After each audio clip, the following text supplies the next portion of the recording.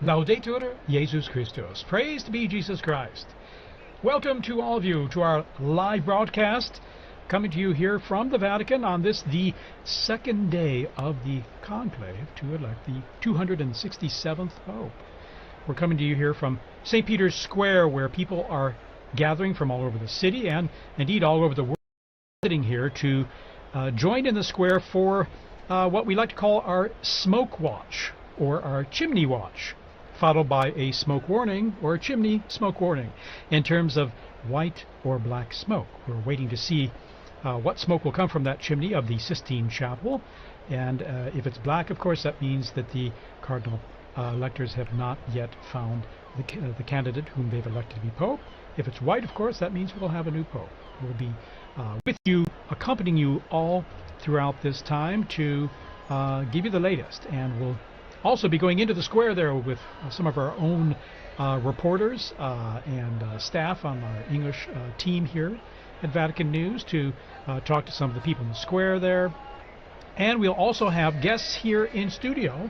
In fact, here we have with us Monsignor Robert Prevost from the United States. He's a consultant and advisor of the dicastery for promoting integral human development. He'll be contributing and offering his perspectives on things, but I'm also here with my co-host, and take it away, Kelsey. So my name is Kelsey Gessie, as Thaddeus Jones, my other co-host, said. And as he said, I mean, we will be watching to see what will happen with the chimney today. And we were actually talking beforehand about our other special guest that you can see on your screen. And what did you call him, TJ? What did you call him, Thaddeus? He's our friendly seagull, and I think loves being on camera all the time. He must be a relative of previous conclaves as well, because the seagull appearing there near the chimney or on top of the roof of the Sistine Chapel is almost like a fixture of every conclave. Yeah, he seems to know more than we do. Maybe he knows, you know? He or she might. Seems to be shaking his head. Who knows? We don't know, but we will find out soon. Yeah, hopefully today we will see, well, we will see smoke.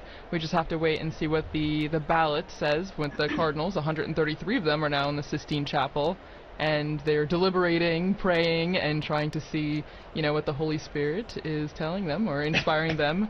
And I don't know, maybe we can start with that.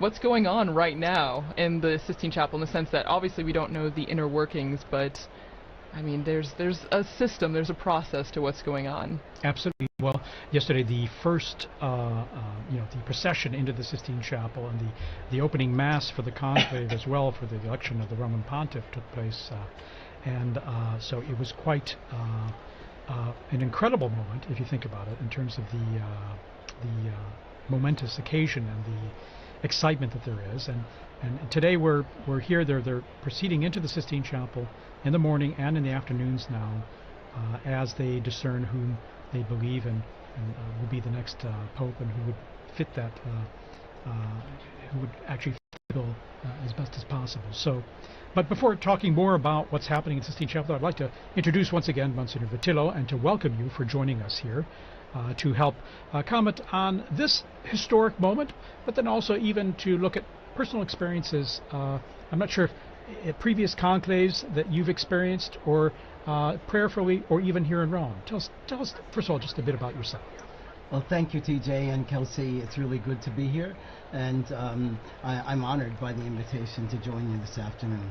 I've not been in Rome. I've worked for Caritas Internationalis during the when Pope St. John Paul II died, and but I was in the Gambia doing training on HIV and AIDS there, so it was like getting snitches of the running back to my room to see if I could find out what was happening, and yet I think the fact that we have such a traditional approach always means that that we know what's going to be happening. And I was thinking yesterday again as I watched the prayerful procession with this litany of the saints, and then there's so many prayers that we made. How different that is from other kinds of elections that go on all over the world, where the candidates are speaking at others, but here we were speaking to God throughout the whole time, and then also ask the saints to be our intercessors, and especially our Blessed Virgin Mary. So sometimes people say to me, do you really believe the Holy Spirit has a role in this? And yes, I do. I really do. And we were calling down that intercession yesterday. Well, and I think it's interesting. You said you were in Gambia? No, where were you? Yes, I was in the Gambia when Pope John Paul II died, and so when there was the election of Pope Benedict. And so, okay, Yes. Being outside of Rome, and then yesterday, Yes. with the start of the conclave, it's your first time in Rome. That's right. For Yes. a conclave. Yes. It's mine as well. I think TJ is the only veteran then here being in Rome. Yes. Well, I'm feeling kind of old here, but yes, this is my third conclave. I have another story, if it's okay. Yeah. When Pope Paul VI died, I was in my diocese directing a psychiatric treatment center for children. And so, there too, I was very busy and I didn't know what was happening. And then one of the more disturbed children came to me and said, "Father, we have a pope and he's Polish." And I said, "Oh, Billy, stop that. Stop teasing me, No, come. And he pulled me down to a television set, and sure enough, we had a Polish pope. No, it's the different perspectives, I think, that are really interesting, when you see the different areas of the world, like how you receive the news. In the States, it would have been different. You got the news straight on, but then in the Gambia, it was, as you said, it was hard to get little snippets of what was going on, and then now here you have the full coverage. There's no doubt the surprise element is what is really part of this whole process and reality, isn't it? And wouldn't you say that's one of these things too? We have people from around the world, Christian, non-Christian, who are tuned in to just follow this whole ancient and interesting process. Yes, and certainly that's the almost fun part. We know the tradition, we know how it's going to happen, but then having the surprise is a wonderful and a joyous moment then. Well, and now we're joined in the studio by Dr. Elizabeth Lev, who's an art historian, I saw a didactic consultant for the Vatican museums, and a sommelier. So, a wide-ranging portfolio. I like to think I try to wear a lot of hats, although maybe they get a little confused from time to time. Well, thanks for having us, and we were just talking about our experiences of previous conclaves. Do you remember where you were at the last conclave? It's my third conclave here, and in all three cases I was working with MSNBC, so I was up on the rooftops. And I have to admit, there were moments that on one hand you have this view from above, so you really have this overarching view of history, which as a historian, there's nothing more exciting than that. I mean, wow, it's happening right underneath me. But there were all those moments when I was so jealous of the people in the crowds, like when they were standing in the square. I remember my daughter talking about just the way the colonnade suddenly flooded with people after the white smoke came out. It was literally like watching just this incredible motion. Yes, I remember. It's a very unique experience. Well, And I can remember too, as well, three conclaves. It's amazing. But with the election of Pope Benedict, I was up there on the top of the colonnade, so looking at the basilica. On the left side there, on top of the colonnade there, we had journalists accredited there, videographers and cameramen and all were all up there. And then also in other areas, in a couple areas of the square as well. But just the excitement of it all, seeing it from above and being there in person is what's really incredible. Because the second conclave for Pope Francis there that I experienced, I was down the street, which was different. Even though I poked my head out the window and I could see all the way up the main avenue leading up to St. Peter's Square there, via the La Conciliazione. And it was part of the experience, but being there in the square was incredible. And just being there above, even when the bells were ringing for Pope Benedict, you really have a sense of how big those bells are and the sound they carry, and also the culmination of an exciting moment. We have a pope, and so and then as well looking at the central loggia of the basilica and seeing the new pope appear. So in a sense, it's a lot of excitement, a lot of good memories, and now I'd like to say what really strikes me about this this conclave per se are incredible high-resolution photography, drone photography, our Vatican drones, you know, providing us with incredible images here. And the super-duper high resolution. I mean, you can even see the little bits of cement and speckle. You know, maybe some patches need to be fixed there on the the roof of the Sistine Chapel. But it's providing us with almost an experience. You feel like you're there, even though you may not be right there physically. I have to say this is a little ironic, however, since most people know the Vatican for its incredible treasures of beauty and sculptures and paintings, and right now the calling card of the Vatican is a chimney that needs a coat of paint. And some new tiles, maybe. Yeah, and some new tiles. The least aesthetic thing we've got is what the world is looking at. Wow, that's a good, at least I see it as like an old and new coming together, maybe? I mean, we don't see the new, but I guess the new is the symbolic new Pope being elected.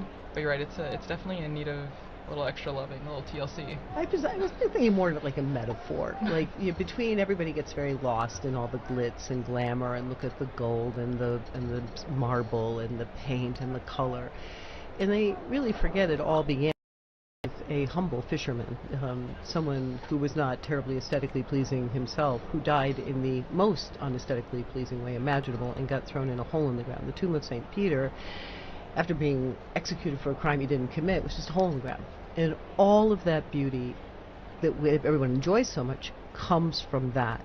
And so here we are looking at a humble little chimney, and in a little while, or today or tomorrow, whenever it's going to be, a little smoke is going to come out, and it's an opportunity of more beauty as we have a new Holy Father. So I'll put up with it. Indeed, yesterday, the procession going into the Sistine Chapel, and they begin in the Pauline Chapel there, and you have Michelangelo's fresco of the crucifixion of Peter. I mean, isn't that a powerful moment to live and experience for them, and reminding them of the origins of where this is, what it's all about, and the origins of the first Pope Peter, and also how he gave his life in the whole mission of proclaiming the gospel, and indeed right here in this place as well. That's where he suffered martyrdom. Exactly, where the cardinals are driving across from Casa Santa Marta to get to the Sistine Chapel. They're driving through the site where Peter died, and in fact, it broke my heart yesterday. All of these, the beauty, as you were saying, the incredible resolution, the images. You looking at these paintings. We've got kind of a lot of the media just sort of talking about, like, look at that front runner, look at this front runner. I'm like, look at those paintings. No one is ever going to see them. Stop and look at Michelangelo's last frescoes. And the most amazing thing is that that Pauline Chapel was used for conclaves. It was actually, it became the home of, I think, 4 or 5 conclaves. And when Michelangelo was painting that, he knew that it was likely that the space would be used for the conclave, and so that image he painted of St. Peter being crucified upside down, he lifts his head and he looks out, so that the newly elected Pope in the Pauline walks out, and all the way out there's Peter looking at him, telling him, this is the job description. A very, very powerful imagery. And again, those high-resolution images are just, without glasses, I can see so clearly the incredible power and that they communicate. And then, of course, the procession going into the Sistine Chapel, and the beautiful chant, the beautiful the choir, the Sistine Chapel choir. It's just incredible how it just creates an incredibly spiritual moment, a solemn moment, but also one of beauty and one of, I'd like to think, hope, of course. Well, and I think it's interesting that you were talking, Dr. Lab, about in the Pauline Chapel, where they start the procession, where they start, the beginning of the conclave, and then when they enter into the Sistine Chapel, I can't help but thinking about all of the imagery that they have to reflect on as they're doing this massive, impactful vote. No, you can't be in the Sistine Chapel and not be influenced at all by the images, by the scripture verses that it invokes. No, and so I don't know. Do you have any specific imagery or paintings or frescoes that are in the Sistine Chapel that you would think are really impacting these 133 cardinal electors? Well, I think there are a lot of specific images that do impact, or at least I hope are impacting the cardinal electors. But I think you started by talking about the Sistine Chapel choir, which we all had that opportunity. Again, you know, the people at home, I'm like, guys, you know, you're talking about secret this, secret this. They actually opened the door and they let you see. Look and listen. So we have this choir which sings incredibly beautiful music, summoning the saints, calling down the Holy Spirit.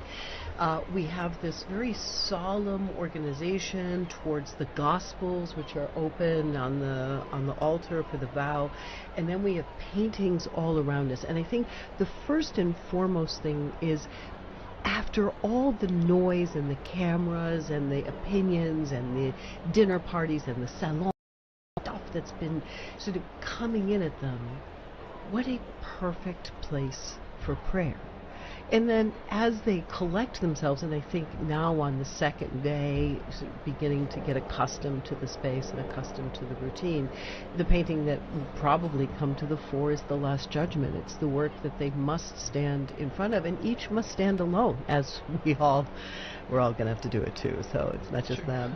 But each must stand alone as he takes that vote, as he's holding it, and he puts it into the urn before the image of Christ the Judge, before, and at the same time the image of Mary right next to him. And so this reminder that he is accountable.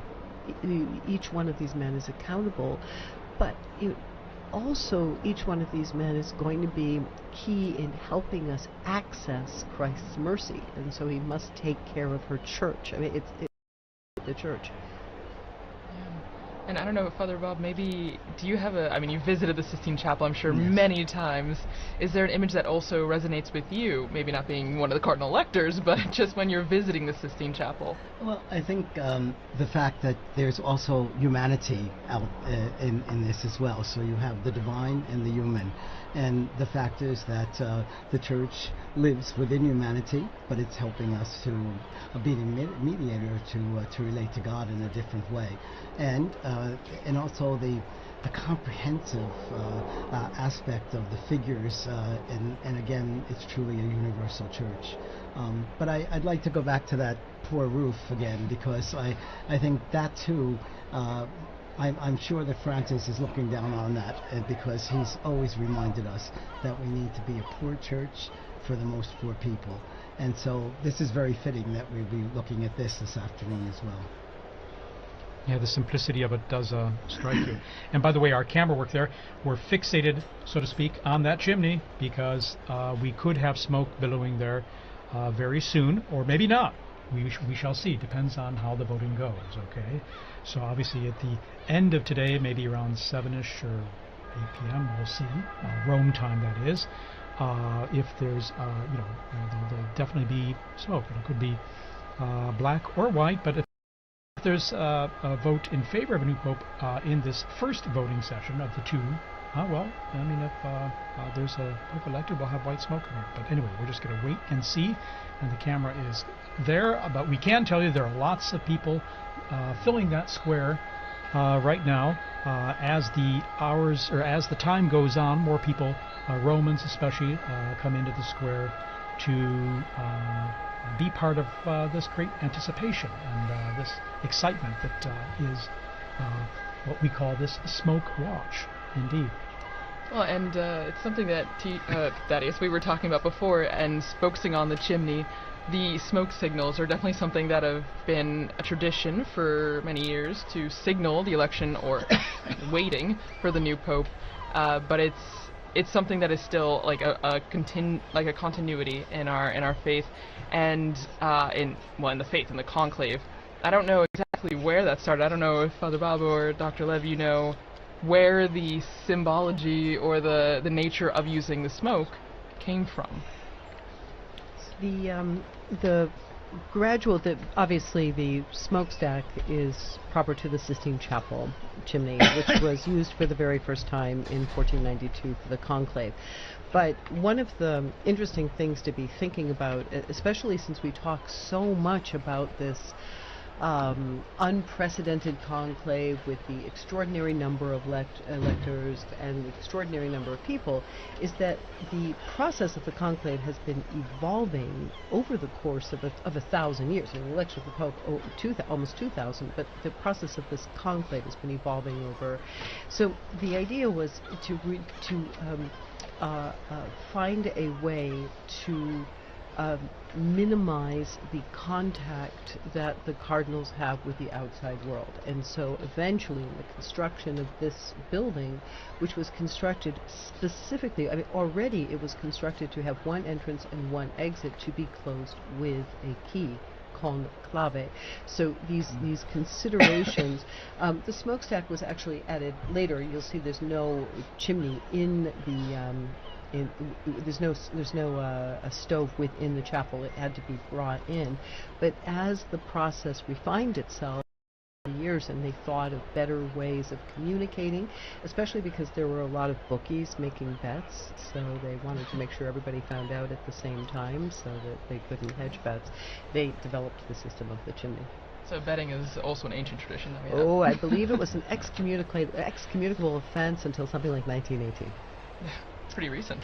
Also, the technology has come in now because before they would throw in a bit of wet straw if it was black smoke, but that didn't always work, and so you'd have white smoke coming up at times, and so now they are using some chemicals that we'll see. There still might be a mistake, but they seem more certain now that we'll see black. That did actually happen in 2005. Do you remember? Remember the first ballot? It was gray. That's right. And there I was was confusion. next to the Telemundo tent, and they were screaming, "Papa, papa, papa, papa, papa," and everybody was like, and it was utter confusion. So I'm telling you, it's a work in progress. They've just figured out the chemicals. There we go. And no matter what anyone says, I want smoke signals. It's so cool. If you think about it, really, in terms of a way to communicate to the world with an ancient method.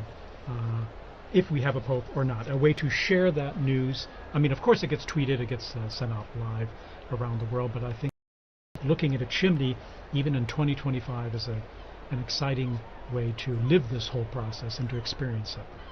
Well, and so looking at this, and if smoke signals are outdated or still part of our everyday life, even in 2025, we actually dug into our Vatican archives and found an interview by our former colleague Tracy McClure, speaking to Father Thomas Rees about these aspects, the smoke signals and the inspiration of the Holy Spirit, and maybe a not too famous saying, the Vatican saying, you go into a conclave a pope and you come out a cardinal.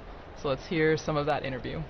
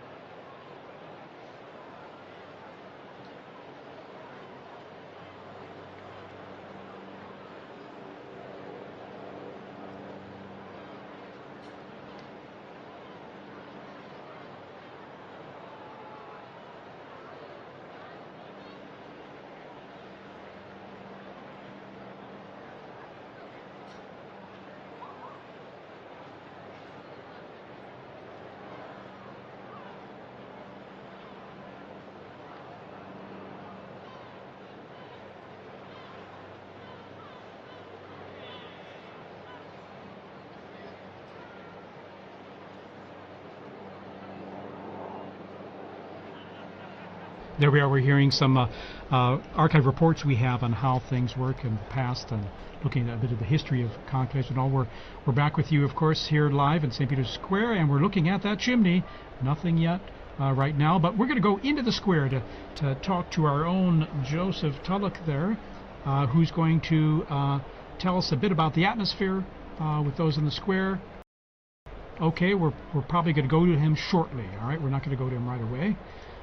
There are a lot of people in the square there, and one of the challenges is connecting with people in the square live because of all the people crowded there and the cell saturation that there can be of talking with people and talking to them live in the square. Okay, but he's our colleague Joseph there. He has sent us some comments of people there in the square, and we're going to hear some of what they have to say. He's collected some of that for us. All right, let's go to it.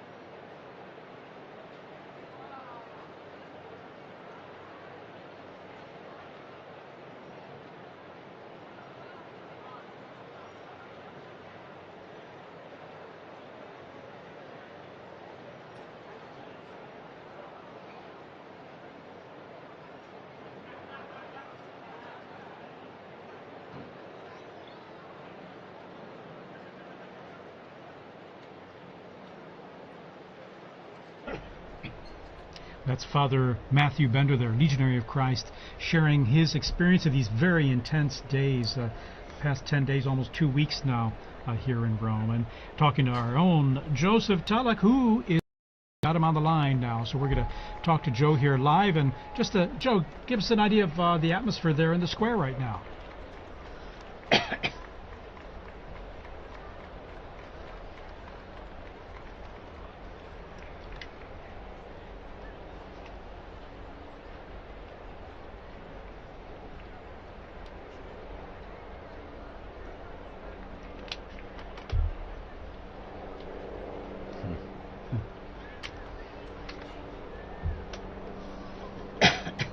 Well, I'm feeling really lucky because I'm working, and I can also look at the chimney and follow the conclave.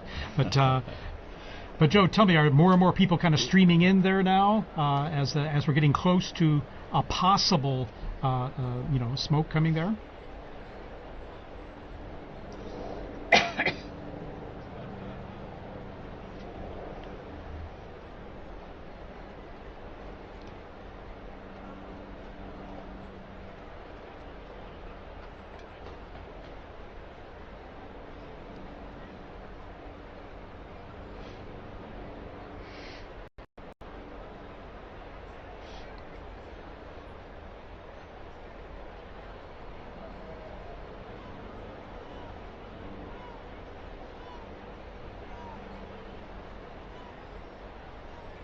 Do you have a good view of the chimney there? I know that the sun starts to go down at this time there behind the basilica, and it's just a little to the left of the chimney there as it starts going down.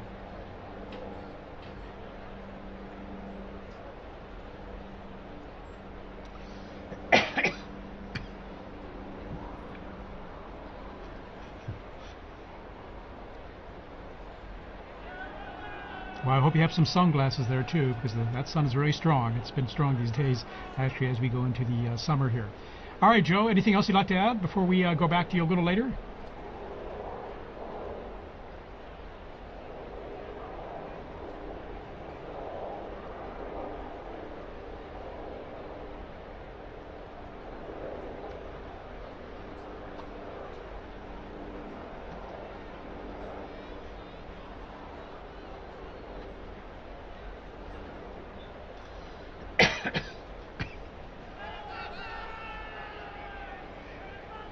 Joe, we just have reports from the local authorities there. There are around 15,000 gathered there in the square as of now, as those numbers increase. And so it's we're going to be coming back to you very soon here just for an update on things.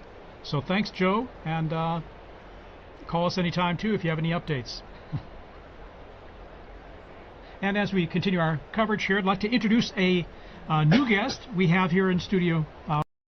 He's Dr. Timothy O'Donnell from the United States, and he's a visiting professor at the Angelicum University, the Pontifical Angelicum University here in Rome, and he also served 30 years as president of Christendom College in the United States. Dr. O'Donnell, thank you for joining us. TJ, it's great to be with you all. Thank you. How's this experience for you, being here not only as a visiting professor, but also for, as I've mentioned, these very powerful days, and now just over almost 10 days now we've been living It through is this. very powerful. Even now looking at this chimney, I feel almost the way like a little kid would feel waiting for Santa Claus to come down. I mean, there's that sense of joyful expectation that something would happen, because I've been here for 4 papal funerals now, and that sense of the sede vacante, of not having a father, is really, it really hits you hard. I remember we first came over here as students back in 1978. We arrived 2 days before the funeral of John Paul I. And I remember it had rained 3 horrible days, just torrential rain, and even during the funeral it was still raining. I remember wood splatting on the coffin, and that sense of desolation, and that mournful bell at St. Peter's with that dung, dung. You just feel like, oh my gosh. But of course, that came with a burst of sunshine when John Paul was elected. But still, I think there is a real sense of loss, and that lingers at the very beginning. But I think as you begin to move forward, that begins to move away, and hope begins to spring up, and sort of longing that this is not an end. The Church renews itself, you know, and so this is going to be a great opportunity to see people once again. But being in Rome is always a great experience, but when you're dealing with these type of historic events, it makes it extra special. In fact, that's even my own experience as well. I mean, the sense of loss there is when we lost Pope Francis, when, as well, Pope Benedict or St. John Paul II, when we lost them, there's a certain emptiness you really, really felt, of course. And that's why I always feel like these 9 days of mourning, the traditional 9 days of mourning, are a powerful way to deal with that aspect of loss and to mourn the loss. But then now we're in the conclave, and there's this sense, that's why I say hope, because of renewal. There's going to be a new Peter to lead the Church and to accompany us on this journey, and to keep all of us kind of as a united, keep all the sheep sort of united with a new shepherd. So Yeah, there was a definite sense of desolation. I remember when John Paul was elected, we made a promise, my wife and I, that wherever we were, we'd come back for the funeral when he died. We didn't know it was going to be 27 years later, but we did come back to that. And I remember it was just so sad because the power and the presence of John Paul is like, how could that ever be replaced? So we're standing there for the funeral, and you're trying to get a perspective on what this pontificate meant. And I remember there were media people going through the square, and there was a gentleman behind us who was from Poland. And the guy was going on asking different people, where are you from? Why are you here? And this Polish gentleman behind me just started to weep. And he said, I'm from Gdansk. He said, I would have crawled down to Rome on my hands and my knees. This man gave us our freedom. He gave us our dignity back again. And that's when I began to think, how can we possibly replace this Pope? So it was consoling to think how great, but it even added to that. But then, of course, God has his way, and then when Pope Benedict XVI comes out, you say, oh, thank you, Jesus. In other words, it goes on. And it sort of encapsulates the whole rhythm of life, and I think that's why people are really looking to Rome right now, because everything's sort of a soundbite. We're suffering from sort of like what I think Benedict called a cultural amnesia. We don't remember who we are, we're confused about our identity, and oftentimes we're looking at things and we don't know who we are. But what's happening right now, you see something that is permanent, something that has not changed. Even the antiquity of smoke coming up from a little chimney signifying a transition. People are hungry to know who they are and to understand the meaning of the past. A lot of times we neglect history nowadays. I think it's something like 75% of college graduates in the United States graduate from college without ever taking a history course. That's devastating. So when you actually see this type of living history, I think people are naturally attracted to that. And that's why I think it is a great time for catechesis to talk about the longevity of the Church, the beauty of the Church, and the beauty and the richness of these traditions. And Dr. Lev, what would you say in terms of if you had your own students right now and trying to help, especially students maybe who aren't as familiar with the Catholic Church or these how these processes work, how would you contextualize what's happening here to them?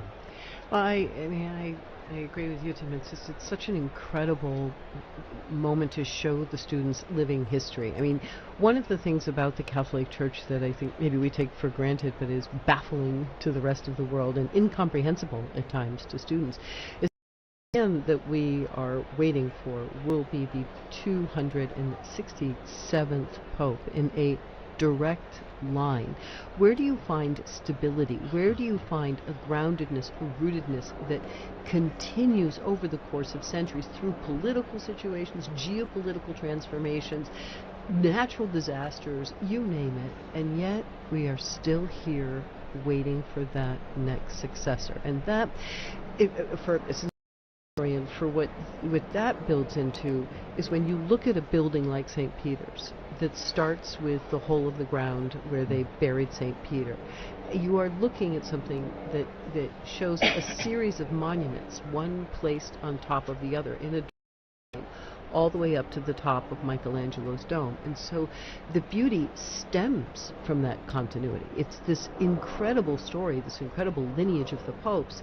It forms almost like the invisible scaffolding around which all of this beauty can be arranged. I think there's a theological message in all of this too, because all of the everything that we know and we believe in starts with Jesus, and he suffered and he died and he rose again from the dead, and that's the basic message of our church, and we've stayed faithful to that message.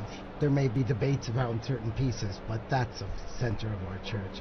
And I was thinking a great deal about how prophetic it was that Pope Francis chose hope, Pilgrims of Hope, as the theme of this Jubilee. And shortly before he went to the hospital on February 11th, he released the World Day of the Message for the Sick, the Day of the Sick. And the themes he touched in that are the very things that Doctor was talking about, and you're talking about, Doctor, as well. That suffering is part of our humanity. Christ overcame sin and death for us, but also that through suffering so many times we find much more meaning and we find true love. The kind of love that Jesus has for us, we can give to each other as well. And I think those were themes that he must have been thinking about, because he already was not well when he released that message. Well, that final moment, we were there on Easter Sunday, when after Yeah, he exactly. spoke with Yes. great difficulty, but then they put up on the monument, he's coming down, and the excitement of everybody, he's actually going to come down. Couldn't believe it. And I had a son and daughter here with their little baby, and the family, it's going to be blessed by the Pope. But then he goes around and just not only just in the square, but then he goes out again to the peripheries, reaching out to everybody, and still in that condition. You can see he was in pain, he was suffering, and he's still taking babies in his arms and things. So what a powerful message and a beautiful message. And I think in some way that encapsulated the beauty of that pontificate. The sense of suffering and trying to give of himself, reaching out to the peripheries and the margins so that everyone could have a bit of him. And it's almost like, I can't really be Pope if I can't be there for that Urbi et Orbi and be present with the people in the square. So even there, just pouring himself out in libation in a very beautiful way, very symbolic way, I thought. He gave us a bit of him, but he also always focused it on Christ. Oh, absolutely. So he brought us back to Christ, and that was the end of this message for the world. That Suffer the little children to they were still coming to him, Yes. which was a beautiful thing to see. I would imagine, too, in this day and age, too, we're unfortunately marked by so much polarization and so much vitriol, whether it's in social media, whether in the dialogues we have today, they are so divisive, unfortunately, and receive the most attention, not the times when things are working and all that. Would you say that this, what we're seeing here and what we were talking about just now, the world or many people would look to in some ways, because here we're talking about a message of hope, fundamentally, not of belief, but of hope, but also of being good to one another, of fraternity, as Pope Francis spoke about all the time. Do you think that this is drawing more attention because of our fractured world today? I would say definitely that's the case. I mean, the Second Vatican Council said very clearly, when the Creator vanishes, when the Creator, we lose sight of the Creator, vanishes. And that's what's happening right now. I mean, we're all brothers and sisters if God is recognized as our Father. But in so many instances, we're sort of pushing God out of the picture. There's sort of practical atheism that's dominating culture right now. And it shouldn't surprise us then. There's acts of violence. You have the terrible reality of abortion that we're seeing in our world. And all of these things are stemming from the fact that we no longer recognize that we are the product of a loving Creator who has endowed us with intellect, will. We're made in His likeness. And that has to be the foundation ultimately for any type of long-lasting peace, etc. And I think the Church, all of us who are Christians, have a serious obligation to try to communicate the dignity of the human person. And you realize the impact that Christianity has had down through the centuries. I mean, everyone loves the Colosseum, but you think what was going on in the Colosseum, talk about it, there has to be a certain horror when a Christian looks at that. The affront of human dignity would be entertained not only by martyrs, but by men killing and mutilating one another. But Christianity, through Telemachus and others, finally put a stop to that. And the hospitals, the orphanages, all these great things where we show care and concern for those who are suffering, those who are less fortunate, these are all the fruit of a Catholic civilization and a Catholic way of looking at things. And to the extent that that has weakened or we've lost that sense, I think we're seeing many of these problems begin to emerge once again in spades. I think we have an incredible opportunity. I've been thinking about this few days, actually, over the past 10 days. There's so much coverage about division, about politicking, about factions. I mean, the way that this conclave has been presented to the world, it seems like another streaming series. And I think many of the people who are wandering their way into the square are sort of feeling like they get to stand on the outskirts of a Hollywood movie or some sort of tawdry TV show. I think we really have an incredible opportunity to practice what we preach, in that when that new Holy Father comes out, this is the moment that we show unity, that this is really who we are. The Sistine Chapel actually is designed to really convey that message by pairing these two paintings on either side of the cardinal electors, where you have Perugino's delivery of the keys and Botticelli's punishment of Cora. You have the punishment of Cora, where there's this conflict when Moses wants to pass his authority on to his brother, and the Korah family objects. And then you have Perugino, Matthew 16, you are Peter, and on this rock I will build my church, with the apostles standing around very nicely. So from within the conclave, the first message is to the cardinals themselves: if you accept this, we will have peace, we'll have regeneration. If you fight, we'll have chaos, and that chaos will spread outside. But now, post-Vatican II, in our great hour of the laity, it's also our job as the laity to join around the Pope. Politicking is over, faction is over. We have a new Holy Father, and will we follow him together and show the world how it's done? I have to agree. I think even what we were talking about before, and even what Father Bender, I think in the square, was talking about with Joe, that social media does play a role in that, because a lot of people, I mean, younger generations, that's where we get a lot of our news, that's where we get a lot of our information, politics, whatever. I mean, even people are following the Smoke Watch through social media. And you're right that it can, I've seen a lot of reels, images where it can be very divisive.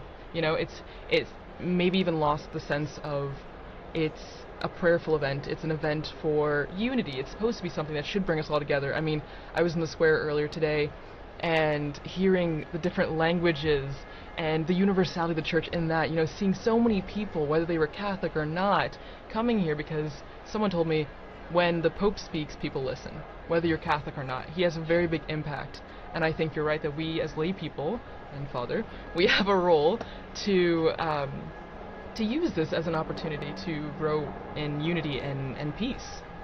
I can give you a very practical example of what you just said. When the Pope speaks, people listen.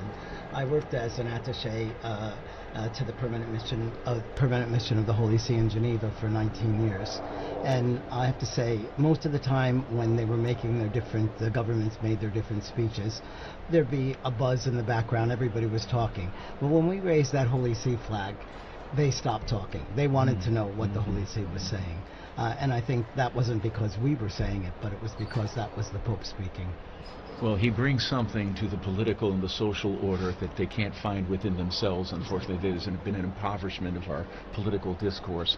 And so the Pope can bring a message that is truly transcendent and goes beyond the different confines within these ideologies that oftentimes are tearing each other apart.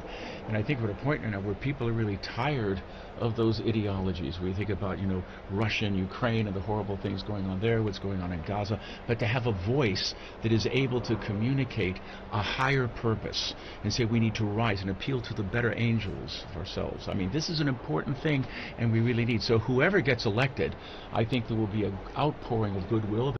Is, and I think it'll be a great chance to build unity in all of us, because as Catherine of Siena said, he's our sweet Christ on earth. That's the way we should approach this and rally around him. It could be a great opportunity for we as a church to do what we're supposed to do in bringing the message of the gospel and the salvation and the peace and the joy that is really part of that to a troubled world. Monsignor Vitillo, any experiences you want to share? I mean, you've worked in many international forums at the UN and all, and on behalf of the Holy See there in Geneva as well, in terms of how the papacy and how the words of the Pope are received and taken seriously, whether by believers or non-believers or people of other cultures. Well, my own experience was that many of the UN officials were very, very interested in what the Holy See saw in things. And so many times there'd be private consultations with the papal nuncio and discussions that were not made public, but that really brought to real substance. Some of the discussions that had been going on about nuclear warfare and trying to get a ban on nuclear warfare started out by discussions between some of the world leaders, the UN people, and the papal nuncio at that time, and it was now Cardinal Silvano Tomasi, whom I was working with. So I think that's a good way of working. And a lot of times people are saying, well, why isn't the Holy See making a statement against this or that or condemning so-and-so? That's not the style of the Holy Father. And so we need to keep that style. And And Cardinal Ray, I think, described perfectly in his homily, both for the funeral homily, but then especially the other day for the election of the Pope, the character of what we're looking for in a Pope. All popes, not just this next one. But so much he pointed about how this is not only for internal, this is for the whole world, and we need a person that can bring about peace in the whole world. Amen. I would even say this is a good opportunity then to really talk about how diverse the College of Cardinals and, I mean, the cardinal electors that are in the Sistine Chapel right now as we're waiting for the smoke. I mean, I saw the numbers that I think there's at least 15 countries that have cardinals participating in a conclave for the first time ever, which is such a beautiful thing. I mean, as we're saying, talking about unity and peace and reaching out to people, I mean, that's a legacy or an example of the universality of the Church. And I don't know if you guys want to touch on that, but that's just something super unique about this conclave. Well, it is the largest in history, and it's great. He always talked about going out to peripheries, and even in terms of selections of cardinals, that's what he did. And so I think there'll be definitely a certain richness that we have in this particular conclave, that there are so many cardinals from so many different diverse parts of the world, some which may not have been represented within the College of Cardinals before. So that'll be part of, I think, Pope Francis's legacy. And so that's one of the reasons why I think predictions are ridiculous at this time. They generally are. I remember when John Paul got elected, we had a sheet of newspaper with 30 of the top candidates, and there was no Karl Wojtyła in that list. And so if it was true then, it's even more true now. That's the scorecard is the scorecard mentality, but it's an old one. It's run forever. I think there are a couple of things, both when you were describing earlier the last days of Pope Francis, that really paralleled the last days of Pope John Paul II, where you did see the Pope pouring himself out. This idea of the Pope as libation and this extraordinary. I mean, Pope Francis, the whole pontificate was really, he would go to audience and then get in the ambulance, go to the hospital. I mean, he was quite a man. But that those last days where everybody could see the Pope giving himself completely to his people, to his flock, in first of all, in a world where we're getting very confused about age and the value of people as they are older. I think that's a beautiful parallelism. The visibility of suffering, that instead of it became something for people to really feel and experience. And I think also there's a continuity in this growth of the College of the Cardinals. I mean, we have been watching the representation of the College of the Cardinals, the growth of the Universal Church throughout the 20th century get larger and larger and larger. Now we've hit this really exciting new point where we have we've hit 15 new countries represented.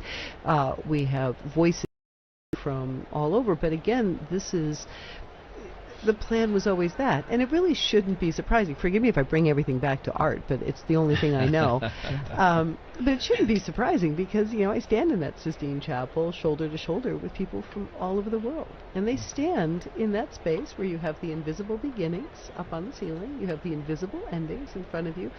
It's always been meant to be that. Even in the painting of the Sibyls, you have Africa, Asia, Europe. The Church has always been reaching out, and thanks to the new technology, thanks to transport, thanks to geopolitical transformations, this Church is more effectively able to leaven in the furthest peripheries of the world. In fact, it really struck me seeing the cardinals one by one taking their oath there in the Sistine Chapel, and just the diversity of their backgrounds and cultures that just was really striking.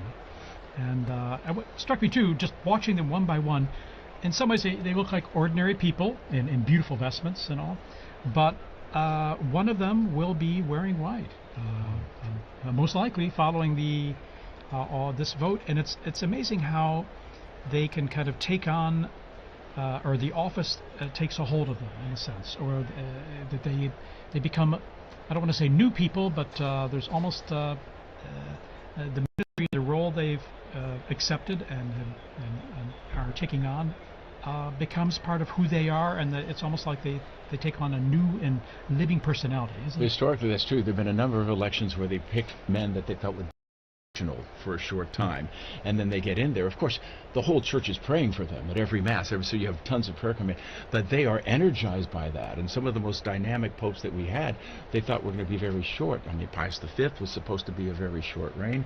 Even someone like John the 23rd, who shocked everyone. I'm going to call the ecumenical council, and all of a sudden announce that on St. Paul, and everyone's, what are you doing? You're supposed to be transitional. But here he goes, and he just goes through it. Now, he didn't see it to the end, but Paul VI came on. But no, this is common. But even like back in Acts of the Apostles, that when Peter was in prison, the whole church was praying for Peter, and we continue to do that. And I think there were a lot of graces flow into the person of the Holy Father. I mean, what an incredible office, burden to bear. Think that every morning you wake up and you're responsible for the Catholic Church throughout the entire world, all the dioceses, all the different things that are going on. That's why it's really crucial. Whoever gets elected, we immediately need to be praying fervently for him, for his strength, for his insight, for his courage, and that he will have a successful pontificate in the full spiritual sense of what we mean by success. I really do think, though, he does leave himself behind. I mean, it's exactly what you said. He will not be the same man who goes into the room of tears when he comes out. He will have a new name. Everything gets left behind in that little room. His habits, his friends, his usual bedtime. It all goes away as the new man with the new name comes out. And he comes out. What do we see him wearing? We see him in that white cassock. I mean, he is literally, it's like the baptismal new returned, and then that red stole, that it's just this heavy red stole. I always see people looking at it like, oh, like you sold that thing, you could probably blah blah blah blah blah. But I mean, look at it. It's not an accident. They got plenty of light polyester stoles. You've got this brocade blood red. This is the burden. This is what he has to carry. So we see him walk out there, not pizza ball or tagle or whatever the name of people that throwing. He's not that person anymore. He's someone new. And in that transformation, I think that's also, while terrifying for him, it's also liberating, because he can. It just allows him to be the servant of God. Let's remember that that Jesus prepared Peter for that, and also all the apostles, the bishops, by teaching them service at that Last Supper, and showing them service by washing their feet. And here you had this kind of rough and tumble Peter, who said, no, you're not going to wash my feet. Oh no, well then, if you say you have to do it then why don't you wash my head too? And yet he was showing them what it was to be of service. And I think that we have to connect with the papal vocation. It is of service, and it's service to everyone in the world, and that all the more that Pope needs our prayers to be strong in all of that. Yeah, Gregory the Great was the first one to use it. Servus servorum Dei, the servant of the servants of God. Expression. And the challenge for any pope, because no pope can be everything to everyone. Everyone has expectations, and some say, well, I like this about this pope and this about that pope, but no pope can be everything to everyone. They've got to have their own personality, which is transformed, as we say, not only the personality, but their being is transformed by taking on the office. But at the same time, we have to look forward to what their own strengths are, and then also be conscious of the complex, delicate role of being Pope and holding this church together, which is so diverse and so global. Well, and I think, actually, Dr. Liz, you brought up a couple times, right, that art, it all comes back to art, and I think it's really true, because even just you guys talking about the moment when the newly elected Pope goes to the Room of Tears, and then eventually comes out to that loggia, the balcony, right, and in St. Peter's Basilica, and right under that, if I'm not wrong, there's a relief that shows Jesus giving the keys to Peter, which then symbolizes, the entire thing. He starts his pontificate with that right under him, remembering that is his call. Those keys are pretty big. Yeah, they're pretty heavy. Yeah. And those keys were to forgive sins. Exactly. And also there was also a mosaic underneath, which is Jesus saying to Peter, "Feed my sheep." And that reminds me of, again, new technology which gives us views of things that we didn't have before. When Pope Francis came out on the balcony, there was a shot that came from behind. So we saw what he saw. And you looked out into this sea of faces of people just looking up. And despite the fact that we joke about all the screens there, I remember that day, just all of those people with this who are you the one? Can you help me? I mean, just this feed me, literally. And so I think that's, yes, I think it's a very important part of the art, telling the story of, or underscoring the role of the Pope. One of the beautiful things about Pope Francis that night also was, where I remember he reached out to everyone and said, "Would you please pray for me?" And then there was a really about maybe 15, 20 seconds of silence, and everyone in the square, everyone had their head down, and they were praying for him. And so that sense of receptivity was not only was there to impart, but as a brother in Christ, he was receiving as well, which is always a sign of humility, the willingness to receive. So that was a beautiful, precious moment at the beginning of that pontificate as well. In fact, the weight of the office itself must be frightening. And so when we speak of the Room of Tears, where the new Pope, who's accepted the action and to take on that role, has time to pray and to let it soak in. It's got to be, I imagine, the weight, the burden of it, even if sustained by grace, and it must be immense and massive, especially as they peer out on the central balcony of St. Peter's Basilica there and seeing the crowds and seeing what all this entails. I remember the day after Benedict was elected, he met with a group of Germans who had traveled there, and he referred to the whole conclave experience. He said, "As the guillotine continued to descend," and I just think, oh my gosh, this poor man. I mean, that's why your heart, it has to, whoever it is, your heart has to go out, because life is going to be very, very difficult, very, very difficult change. Like you said, there's going to come a time when you will be bound and you will be led where you would not go.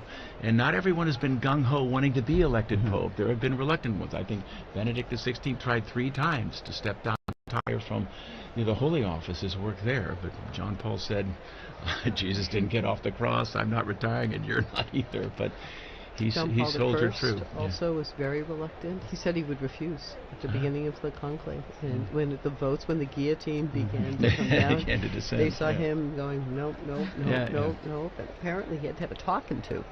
But I think they're also very aware that they cannot solve all of the problems either, for the church or for the world. Sure. And Pope John the 23rd talked about how after he tried and tried, he'd finally, in the evening, would say, "God, it's your church. I'm leaving this to you now, and I'm going to sleep." So I think that's the kind of thing that they have to learn and practice as well. Absolutely. Okay, we're going to take just a brief break here with a little music. We're still under a smoke watch. Okay, there's not a smoke warning yet, but there could be very soon. Who knows? So we'll be back with you in just a minute or two here to continue our coverage. And by the way, now 20,000 are gathered there in St. Peter's Square, and the numbers are increasing.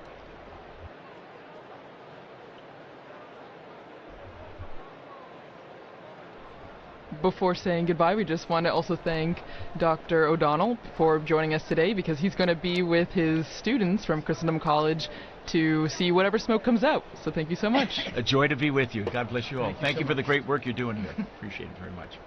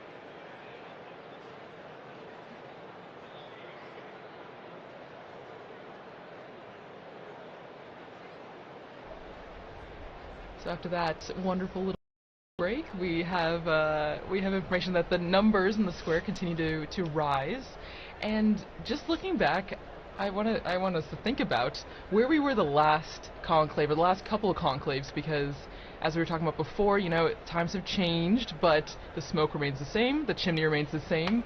But do you guys all remember where you were, let's say for the conclave that elected John Paul II? Because maybe people remember Benedict XVI, but John Paul II, I was not born yet, so I just have no memories. I reigned in 1978. I was an age that was not good at outward contemplation and much more into perhaps who was the most interesting pop band of the time. So I just sort of found out at school. Also, I mean, to the social media question, these were things that the information was not as instantaneous. I mean, it really was sitting at the edge of your seat. There was something going on in Rome, in Chestnut Hill, Massachusetts. I still had my homework and had to go home and go to soccer practice, right, or all the different things. And so I think there's much less of a sense of where I was, because I was really so far away from it. I was going to say, we take for granted today instant communication, instant everything. And I find difficulty sometimes trying to say, well, what was it like before we had that sort of instant communication, high-res, super high-res, instant images? And so it was a different time than, of course, I was kind of maybe 8th grade or something. So I don't remember too much of that conclave. But at the same time, it was a different time, of course, as you mentioned, because the media and instant communication wasn't what it is today.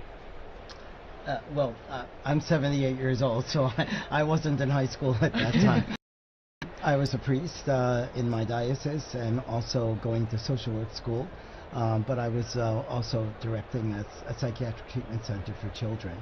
And so that I was working, and I was in my office doing clinical records and things like that when one of the young children who was with us came to tell me that we had a pope. And then I think I mentioned earlier that he also told me that the Pope was Polish, and I said, "Oh, Billy, don't be spreading those rumors around, you know." And then he dragged me to the television set and showed me, yes, indeed, the Pope is Polish, and you know, I didn't have the time to go sit and watch television in those days, day or night, but it was a wonderful experience to know that we now have a Pope. But even to ask, how about a month before that? When, you know, because there was an election just before that as well. Well, you were talking about John Paul II. And then John Paul I. Yeah, sorry. No. If I can rewind even a little more. Yes, with John Paul I. Well, first of all, it was one of our child care workers. One of our child care workers called me late at night to tell me that the Pope had died, and I said, "Oh, I think you're thinking a month ago. So you know, we have a Pope now, you know." And of course, it was very true. And then it was when John Paul II was elected that I was telling this story. Yes. Well, and so we'll go back deep into the archives of Vatican Radio, and we'll look at a conclave that none of us, I think, were around for. But before we do that, we want to say a special thank you to Dr. Liz Lev for being here and sharing such amazing insight into art history, and how that plays a role in the conclave even today. Well, it's been really great to be here. I mean, in a certain sense, you guys are the nerve center of it all. So it's an honor, actually, to be able to sit here, and of course to really have the possibility to talk in a way that it's much harder. We do our best out there I think there's a whole squad of us out there trying to do our best in the secular media, but to really be able to talk about what it means to be the servant of God, what it means for Peter to have died here, what it means for these cardinals. I mean, it's so nice to be able to really talk about the true weight and importance of prayer and how we must pray for the Pope. So thank you for really, it's like a cleanse to come here. I'm ready to go back out and face questions about whether or not this conclave is like the movie. Yeah. Oh yeah. The hot topic of the day. At the same time, I often think sometimes the movie or even other media productions can offer an opportunity to say, okay, yeah, you saw that, you read that book, but in reality, you know, this is how things unfolded in history. So sometimes I like to look at it as like, okay, we can use it as an opportunity to say, well, it's not exactly that way, but at the same time, some elements are true, some are not, but this is how it works. And it's created certainly help generate interest, I would say, and so I guess we have to be grateful for that. So returning to the question of art one last time, that is the joy of the Catholic imagination. The Catholic imagination can see through to the potential of almost anything. And so even though this is a tawdry story or it's an incorrect story, the Catholic imagination can find that pearl that is beautiful, good, and true, and bring it out and turn it into something fruitful and wonderful. So, yeah. Wonderful. What a Thank great you so much for Thank being you. with us here. Huh? And so we will launch into this old interview that we have from our former colleague, Veronica Skarsbrick, with Father Martin Nolan, the one-time prior general of the Augustinian Order, who was actually in St. Peter's Square when Cardinal Angelo Roncalli was elected to the See of Peter on the 28th of October, 1958.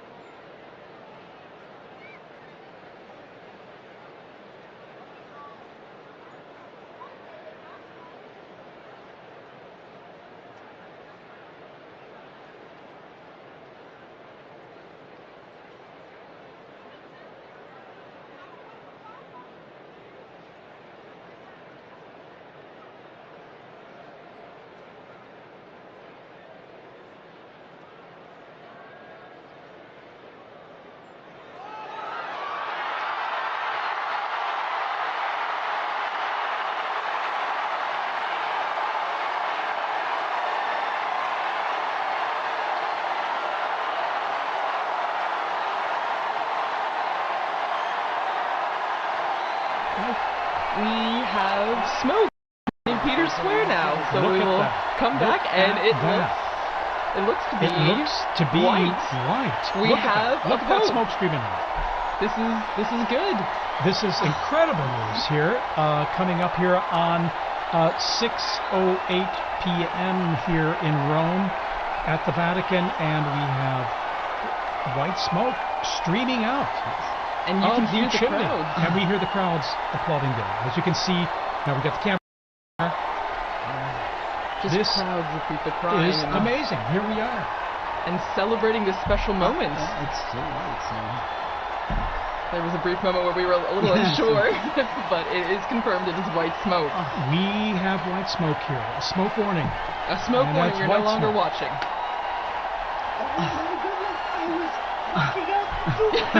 We're back with Dr. Come Levitt. back. Dr. Levitt. I'm so out of breath from racing up here. I can't believe it. I'm actually I'm flabbergasted. surprised honestly. as well, because given the complexity of the reality we were talking about, Exactly. and the many issues and the diversity. But here we are, and look at our drone footage there. We're just cruising over the roof of the Sistine Chapel. Wow. We see the crowds. The bells ringing. The bells are ringing. It is 100% white The smoke. white smoke. And I mean, as we were talking about before, the crowds are, I mean, it's the square's packed. It's incredible. And probably small compared to what's Exactly. going in now. And that smoke just scared away our seagulls there, the little family there that was just relaxing on Sistine Chapel roof there. But actually, as you mentioned at the beginning, TJ, it seemed like they did know. They came back just for the white smoke. Indeed. In fact, and maybe they were giving us a kind of a secret, a bit of information that they knew that we didn't know. But here we are, and then a spectacular, sunny, brilliant evening here, and you can even see from the perspective of the crowds there in St. Peter's Square, the white smoke billowing from the chimney, even as the sun starts going down behind the dome of St. Peter's there. Thanks be to God. Honestly. And this smoke will last at least about 6 minutes, 6.5 minutes. And with a light breeze there in the square, we can see it billowing down towards the square. And we've got now basically about, it's going to be 45 minutes Yes, to at least an hour at least Yeah.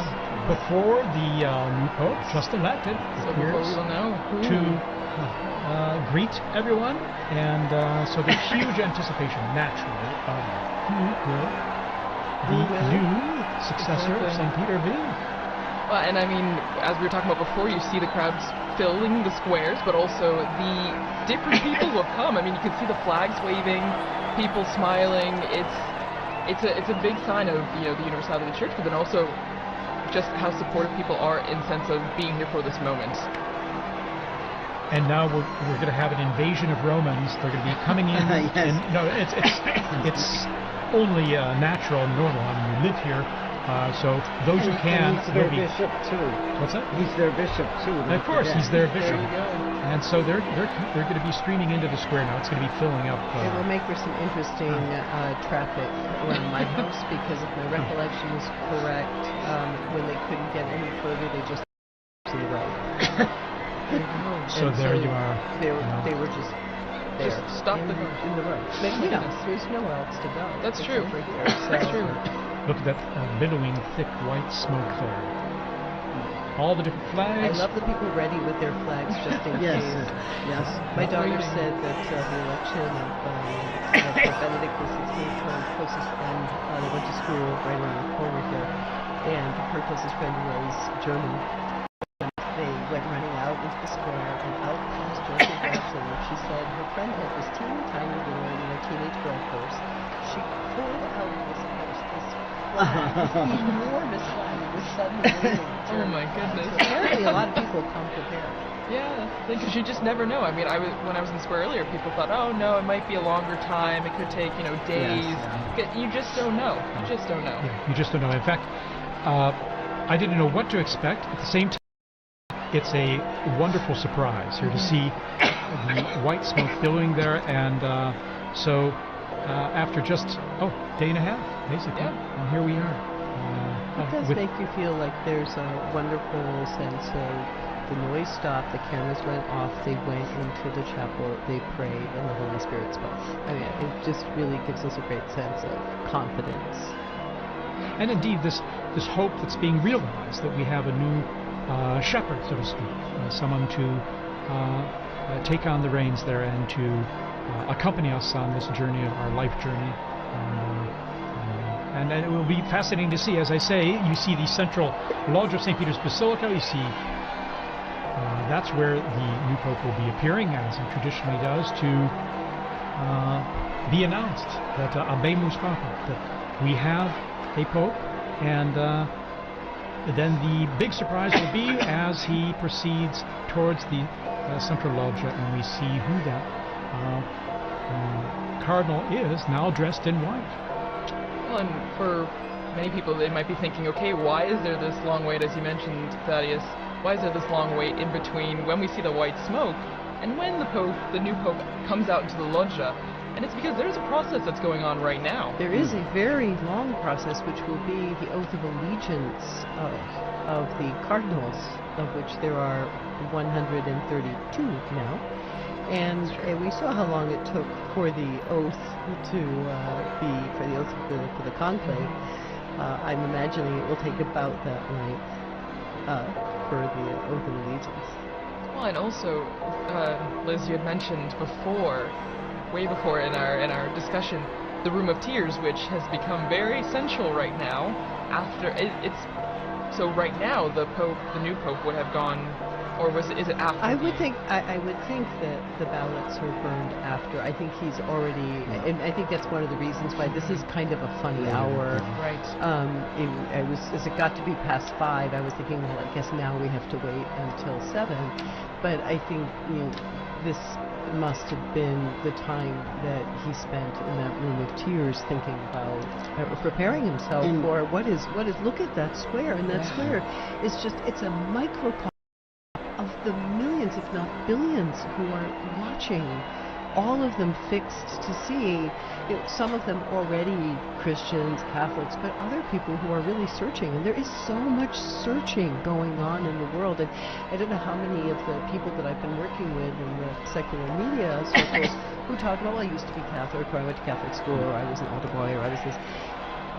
But they somehow feel this moment as still their own. It's those sacraments, right, Father? It's like hard to get rid of those. And so he's also the father to those people, and to all the others who don't even know that they're orphaned yet. So all the people we pray for on Good Fridays. Exactly. And there's also a real life need going on in the Room of Tears as well, because probably the tailors are very busy adjusting one of those cassocks to be able for the new pope to be able to wear out onto the loggia. Oh, and don't forget the barber. They keep a barber back there just in case he needs like a shave and a trim or something. Like some of them show up scruffy for the conclave, they're not expecting it, so apparently we got a barber back there. Also sworn to secrecy. But these are incredible moments, aren't they? You know? Wow. And what a surprise! We were sending out that report on looking at history, and here we are, the smoke billowing out, and here we are waiting now to see who the new pope will be. Well, and as you mentioned, TJ Thaddeus, this is we had just heard in that archived interview. I remember where I was when Roncalli was elected, and now we will all remember where we were at that moment when this new pope was elected. I mean, we would have been here seeing these flags from South Korea, from Spain, from everywhere, from Serbia, now from Croatia. It's amazing to see. I'm old enough that I actually saw Papa Roncalli here at a general audience, yes. I came as a child and was brought to the audience, and there he was being carried in on the sedia gestatoria, and he really was the smiling, good Pope John. I mean, he was just so warm and loving. Sure. Well, and as we're waiting for the moment when we will meet the new Pope for the first time, it's just a moment of reflection, I think, also, as we were talking before, the impact and what the significance means. And I mean, just thinking about, there will be one country, one group of people that are in the square thinking, that's someone from my country, or that's someone that I can, relate to, because it will be someone who is from potentially a country that's being represented right now with the flags waving. Indeed. And the process begins when the official announcement in Latin is made that we have a new pope, and he appears on the balcony, offers his own words. Okay, we're going to go straight away here to Joe Tulloch, our co-worker and colleague here in the square. Joe, tell us about what it's like down there in the square. You're there among the crowds.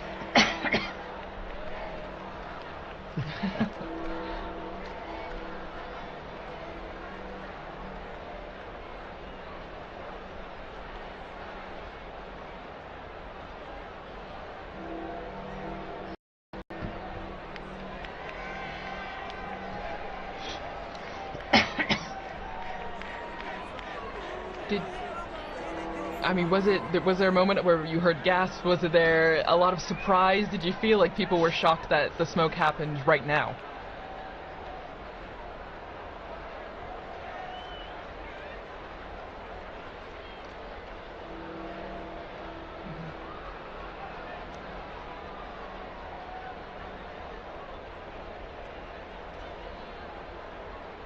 How about yourself? Where were you when that smoke started coming out? Because I think many people were assuming it would be a little later when the smoke would come, whether white or black.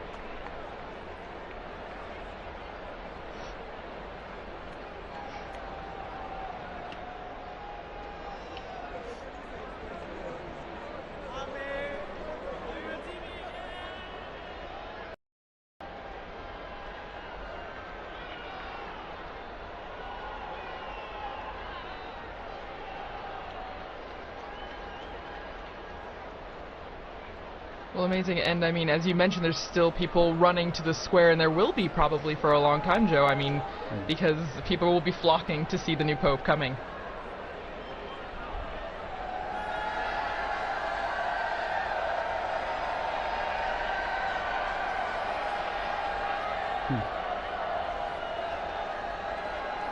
Oh, wow.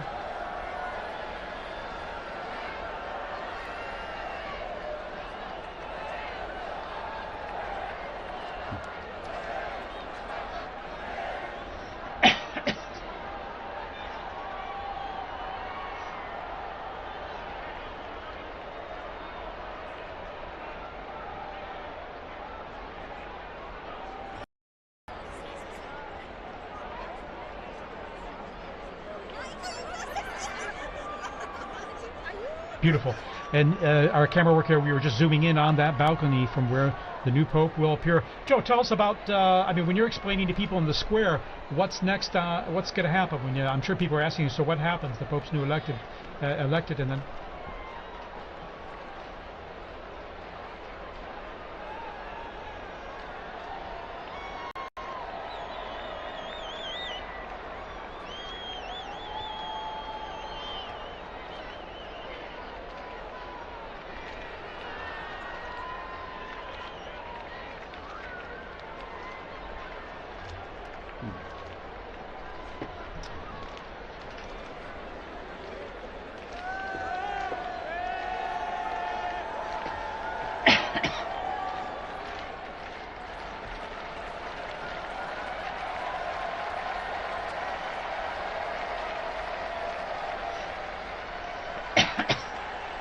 And Joe, how about yourself? You're going to be there for us, aren't you? You're going to be staying there in the square. Our eyes on the ground.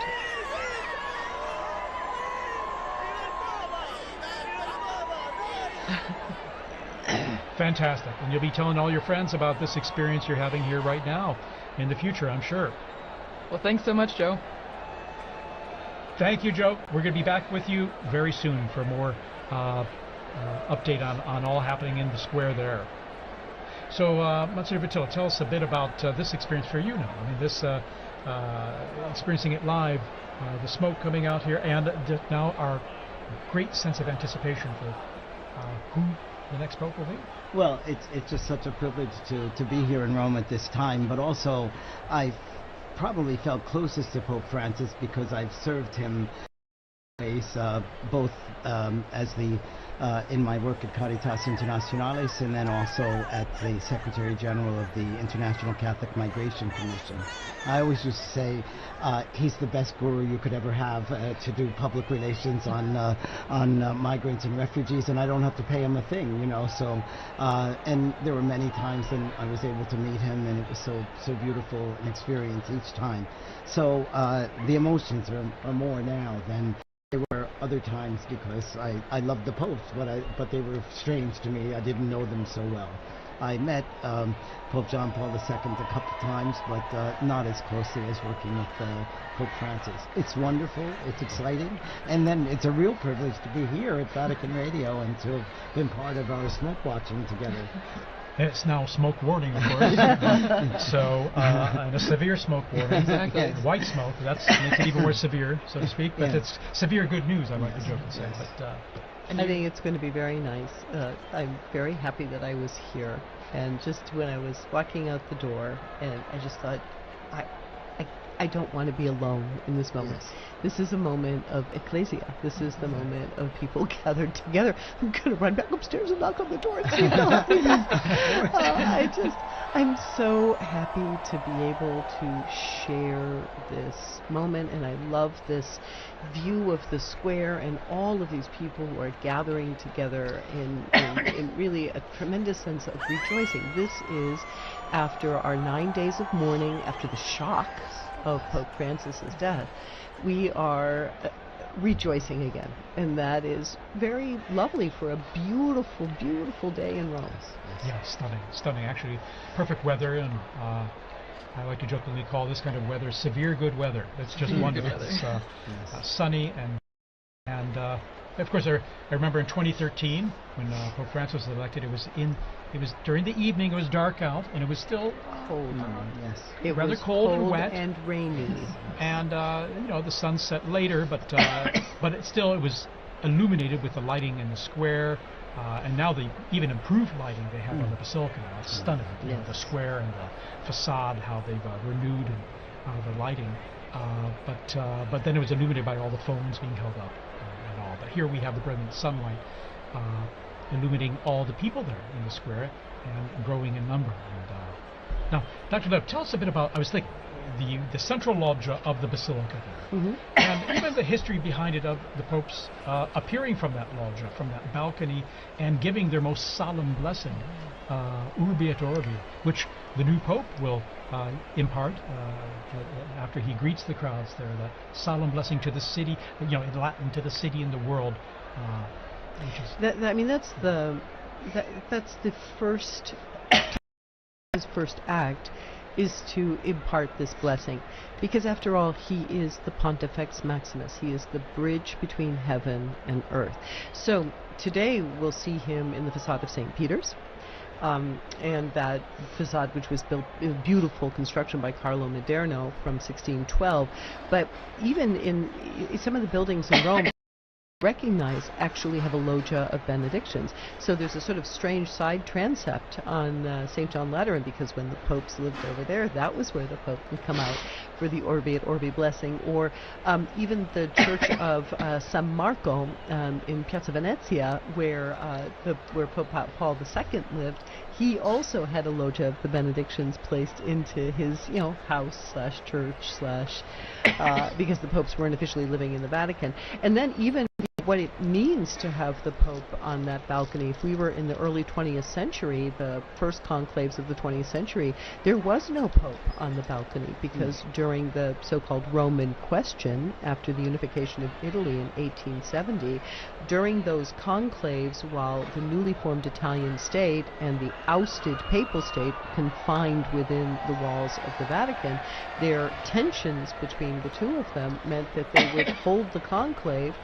send out some smoke, but you had to wait in order to, you would not see the Pope appear in the square. And so when Pius XI appeared in that loggia, it was already a statement that things were about to change. So it's a very, very, very exciting moment. I remember, I think it was 2005, all the cardinals, when they first started to have lots and lots of cardinals, they were all trying to fit out on those openings of the balcony, and you were kind of looking at a couple of them like, that looks a little precarious. So let's hope they've worked out the placement, the placement out on the balconies this time. Absolutely. Here we're seeing a long shot there, and crowds coming down the main avenue, Via della Conciliazione.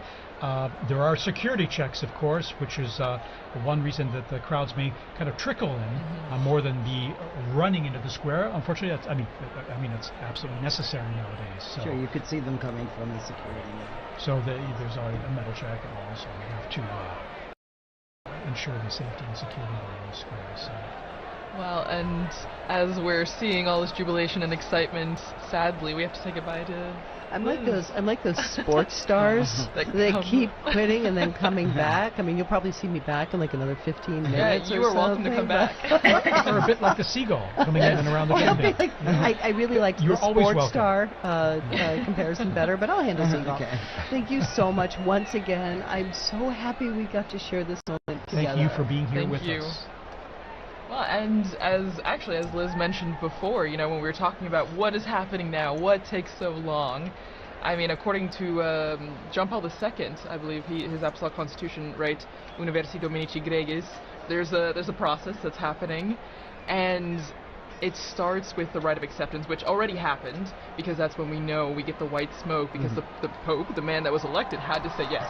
And has to sign and have it certified. Exactly. So isn't that, I mean, it's beautiful, right? We always talk about free will in the Catholic Church. He could say no, but this means that whoever we will see on the loggia has agreed, has said yes to this. And as you can hear, the crowds are coming, and we see... the pontifical band there coming out, and the Swiss Guards, of course. There's always a traditional salute of the Vatican hymn or anthem to celebrate the occasion. It's part of the festivity of it, and we hear they're playing already and coming out there all in full uniform. Well, it's special too, because, you know, these last more than 2 weeks, we've had the Swiss Guards were present for certain things, but now they have a Pope once again that they are protecting. That is their role, that is their mission, right? To be where the Pope is, to protect him. And so this is extra special, because now we see them coming out again to the piazza, because we will have a Pope. Yes. You know, I live with 21 other priests and residents. All of us work in Korea, and we've been sharing at breakfast how hard it is in the morning when we're celebrating Mass, and there's always a prayer in the canon of the Mass for the Pope. And you know, we now have to skip over that, and it's like your tongue doesn't stop. You know? So now we can pray. Exactly. Well, our pray for us. Exactly. Is your seed in ways? That I'm sure. We hope and pray for sure. So again, the bands here will be coming in and playing the anthems, the hymns when the new Pope appears, just like the Urbi et Orbi on Easter, Christmas, or solemn occasions. That's right. And so it's to be expected at this time, and we'll probably have another, it's at least a half hour before earliest the new Pope will appear from the Second Vatican. But also during this time too, there will be prayer too, and certainly the new Pope will be praying, but also the cardinals will be praying with him too. And we will all be praying as well. Yes, everyone in the square will be praying exactly. around the world. All of you watching and listening from home, you join in prayer as well for this moment. And you can be sure even the new Pope hears all this in the background, because it's a lot of strong sound that's coming up there and propagating up into the areas there, in the buildings and just outside the loggia there as well. You can hear that, know that they're experiencing the sounds of the streets, the sounds of the square. Well, and it must be a sign of, I mean, they must feel encouraged hearing the cheers, the music, because this is a big moment for anyone, and then to come out into the loggia and see thousands upon thousands of people. I mean, if public speaking is not your thing, that would be very intimidating.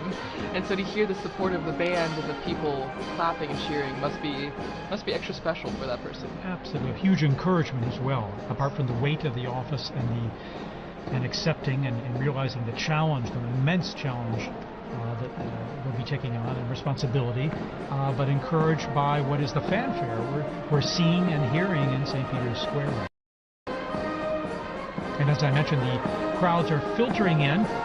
There's a security check before that, but the square is slowly filling up there with people coming in last minute to be here. Of course, they're lucky they have time, because we have about this almost 1 hour before the new Pope will appear. And so we see in the blue there the gendarmes, the Vatican gendarmes, and the band they have there, and then of course the Swiss Guard in uniform there in position. So. Well, and just again behind the scenes, looking back behind all the process that's happening, I think is so interesting to think we're seeing the crowds waiting, cheering, trying to keep spirits up while they wait the hour or more until we know who the Pope is.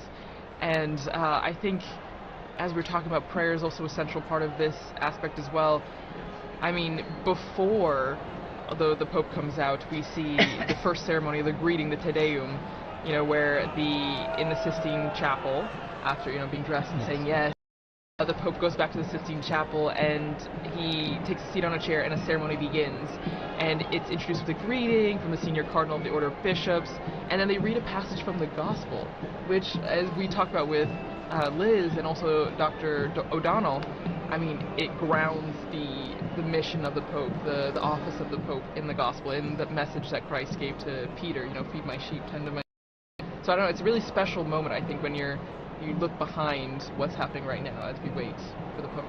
And speaking of the ground, just in the unbroken line of passing the authority and the responsibility of the papacy from Peter all the way on. And now, going on the ground there in the square, we have Sister Nina Krankic, who's from Croatia and is with us there in the square, and she works here at Vatican News and is going to share us tell us more about her own experience there in the square. Sister Nina, can you hear us?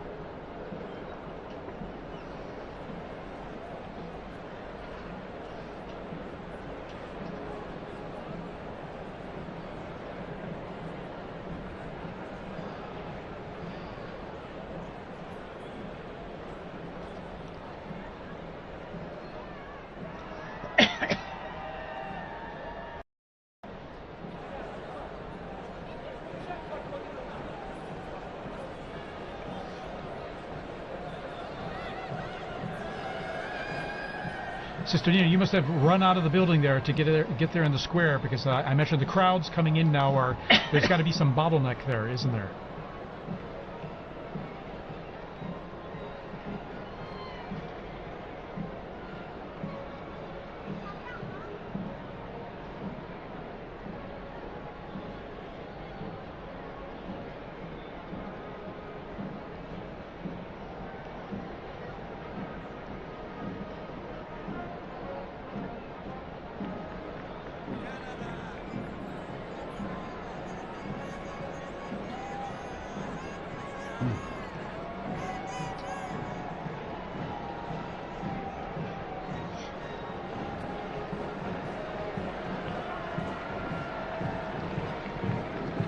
So it must feel like a big party almost, I imagine, in some ways, doesn't it?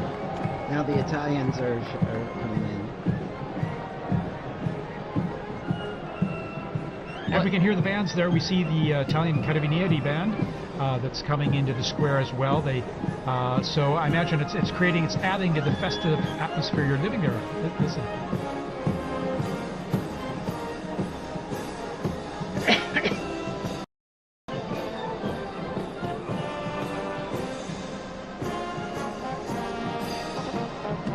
All right, Sister Nina, thanks for giving us that update there, and we look forward to connecting with you there again when possible. We know how it's a little tough with the cell signal there, given all the people communicating live on their cell phones and the networks there being a bit saturated.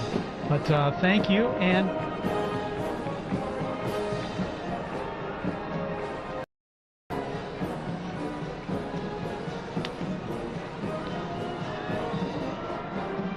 wonderful.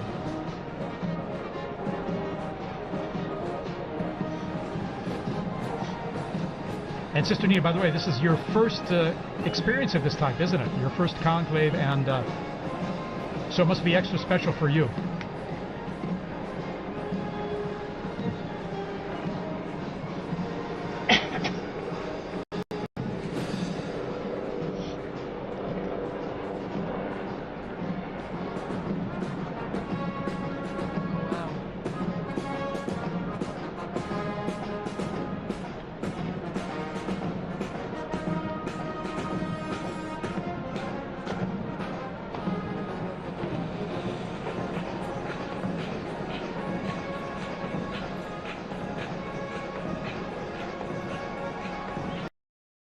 Wonderful. All righty, Sister Nina, thank you so much for sharing that with us, and we'll hope to touch base with you there shortly, okay? All right, in the meantime, good luck getting in the square there. All right. Well, and continuing, as we mentioned before, the atmosphere, but also what we're seeing. You see the bands, Father, as you mentioned, now the Italians as well, coming up the stairs that we often saw the Pope Mobile drive up for general audiences. And shortly, we're not sure exactly when, but when the Pope comes out, there's a formula that is said in Latin, and for many of us, we might not have studied Latin in school. I mean, my Latin is quite rusty, so I don't know if maybe, Father, you know a bit more about what's going to be said, and for those who might not know, what is the formula, what is said?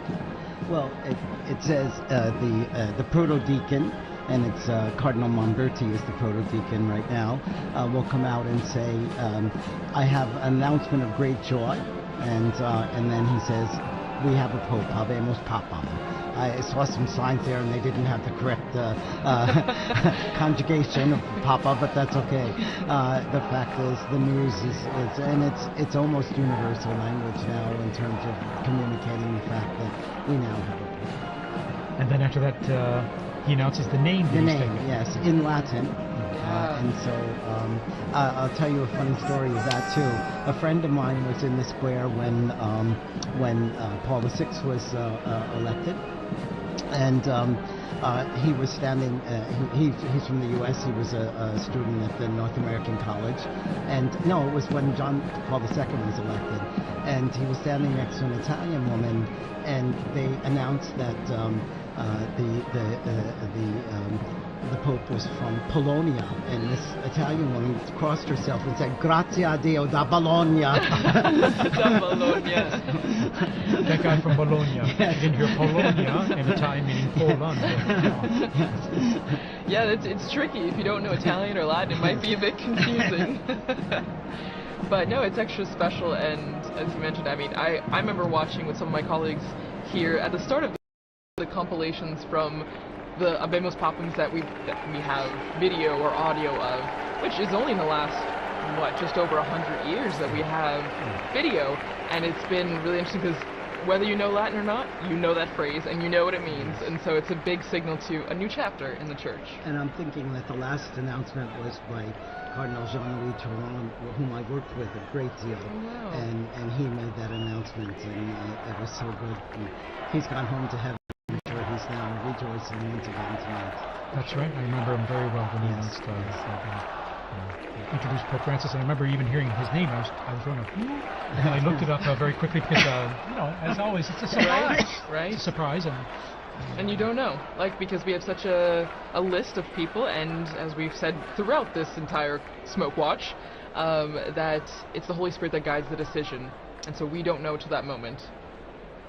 Here we see a formation of the military bands, yes. Wow. Guardia Finanza, Carabinieri, and then of course the gendarmes, the Vatican Gendarmerie, their own band, and then we have the Swiss Guards all in position there. We see the usually at a point after the Pope appears, so there'll be a mutual salute of both national anthems and hymns. The retired papal preacher, and also then there's Cardinal Raniero Canta his phone there, we see. Technology. And then Capuchin there. And also Cardinal Sean from Boston. Exactly. So here we are. The bands are playing. Introduction here to the Vatican anthem. Oh no, the Italian anthem. Sorry. That's true. The hymns, the songs will be going on until we hear that famous line of Habemus Papam, and we see the Pope come out on the balcony. So notes from the Italian national anthem.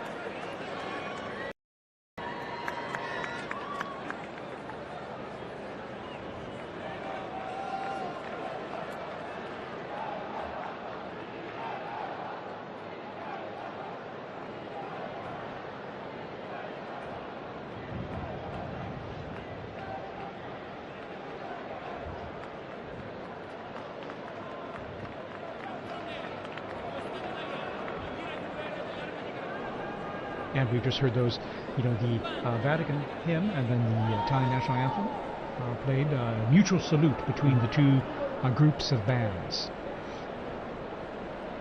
And now the mutual salute and greeting of both.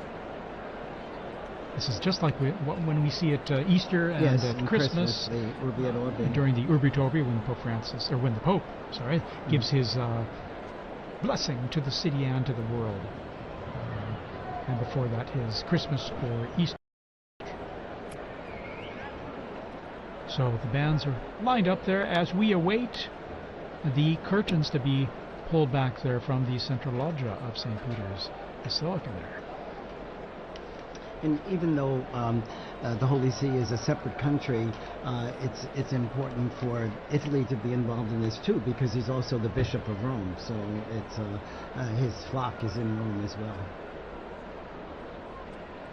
Actually, just now taking off my headphones to hear some of the ambient sound, you could hear kind of the craziness that's going on outside. You could hear helicopters, ambulances, fire trucks, everything. And so, I mean, even at the end of Via Conciliazione, where we are, you can hear the excitement and the festivities that are happening outside. Monsignor, I think some of that chimney smoke has gotten to me, yes. There's a lot of pollen in the air. Yeah, so definitely. Allergy time. Yeah. As we head into summer, what a stunning view there. We have the sun just going down behind the facade of St. Peter's. It's always stunning, when it comes time to sunset there with the facade facing east, but then when you're looking at the basilica and the sun going down behind it, it's always so beautiful. So beautiful. Yeah. But everybody's eyes are on this. Yeah, everybody's looking up, waiting for the doors to open and then the white curtains to be pulled back. Well, and there's actually a story about what's happening right now. Again, the Room of Tears, the Pope, the new Pope, getting dressed, and we know that there are 3 sizes of the white cassocks because you don't know who's going to be elected, but you have to be prepared. And actually, one of our colleagues, Chris, who was on this morning actually on the Smoke Watch, was talking about Pope John the 23rd, and he was. That's 11. And actually, since it didn't fit, they had to tie it like a medical garment. Exactly. And so it's a funny little anecdote to just remember that. I mean, no one knows, and so everyone's prepared. But that's what's going on right now. They're trying on the garments, and they're seeing what's fitting. And of course, they have different sizes available to start with, but sometimes they might need adjusting depending. Exactly. More made in God's image and likeness in different sizes. So there you go. See all those flags representing the different nations present. Also, it is the Jubilee of Hope, and so we have pilgrims here for Jubilee events over these days as well. I think I read about 15,000 for currently in Rome just for the Jubilee themed events. For pilgrimages that are organized at a time. Well, and we're hearing from our producer, Francesca Merlo, that they're looking outside our building, and as I mentioned, there's helicopters, but they're blocking off the roads, and that's what Liz was mentioning too, that people are stopping, and they're just trying to get to the square as fast as they can. So it's a moment of organized chaos a bit in the square and around the Vatican. We have reports that there are people literally running to get into the square. And they will eventually, as they go through the checks and controls there. They do an extraordinary job of the crowd control as well, with these many people coming into St. Peter's Square and avoiding any potential problems or issues due to that. So. Well, and that is, you have to think that, I mean, maybe everything has a purpose, right? Everything has a reason, because we have this time in between the white smoke. Maybe also for everyone to get to the square. It's a dual-edged sword. The new pope is being prepared and ready to go to the loggia, but it's also to let everyone who can get to the square to be there for that special moment. And we're seeing it with our Vati drone footage here, as I'd like to call it. And you can see the square there. It's just wonderful. You can get a sense of the crowds and then on the people kind of streaming in from the main avenue into the Conciliazione and some of the side streets there. About the universality of the church, I just got a message from a UN official in Gaza who's listening to this transmission, and so you could see how connected people are and how grateful they are to be able to hear Vatican news as well. Yeah, of course. We're grateful to have you here to say some nice, intelligent things for us. I don't know. As well as and give us some interesting input on all, and to share this experience. As you see, our drone footage there shows our Vati drone is showing the avenue there filling up with people, and as they come closer to the square, then they just go through a check there. And all the flags are ready. And Thaddeus, since this is your third conclave in Rome. In Rome, yes. And well, so I haven't been a conclave elsewhere. No, but you've been in Rome. Yes. Oh, yeah. But have you ever had the opportunity, because I know working here, we're always pretty much in here, but have you ever had the chance to run out to the square or see the excitement? For Pope Benedict, I was up there on the colonnade there. If you're looking here on the footage here, you can see here on the left side there on that colonnade there where the statues are, on top of the Charlemagne wing of the colonnade. I was up there and able to just view from that position where all the photographers, videographers were, or most of them anyway, accredited to come out and greet the crowds and give his blessing. And I remember, this is a strange thing, but after that event, going back into the Vatican and running into Cardinal Jorge Bergoglio. Oh my gosh. This is long after probably about an hour after the blessing was given at the end of the. And I remember it distinctly because I knew the faces of all the cardinals, and so it was a. Little did you know. Little did I know. Little did I know. And then when there we see some of the cardinals there. There's Cardinal. I think that's. And we see, and then. Canta Messa, and then the cardinal non-electors. Yeah, exactly. They're over 80. And so there's they're non-electors. Sister Petrina, the head of the Governatorato now.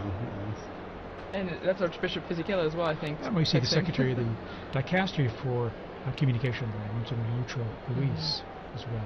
Anyway. Well, and so, was it, I mean, obviously it's very different being inside here, but the excitement is still pretty much the same, being on the braccio, the colonnade, and being very here. much so, because you're seeing things up close, and not only into the bells I was mentioning earlier that you hear very clearly and loudly, but then seeing from a unique angle, almost at below the level of the central loggia, but higher up from down in the square. In 2013, then I remember I was down the street on the Conciliazione looking out the window at the crowds on Via della Conciliazione, and I could see the central loggia from which Pope Francis appeared then in 2013. So that was my other experience, per se, and a unique one at that. And now here in our studio here, right close to the action there, exactly. It's a third privileged experience.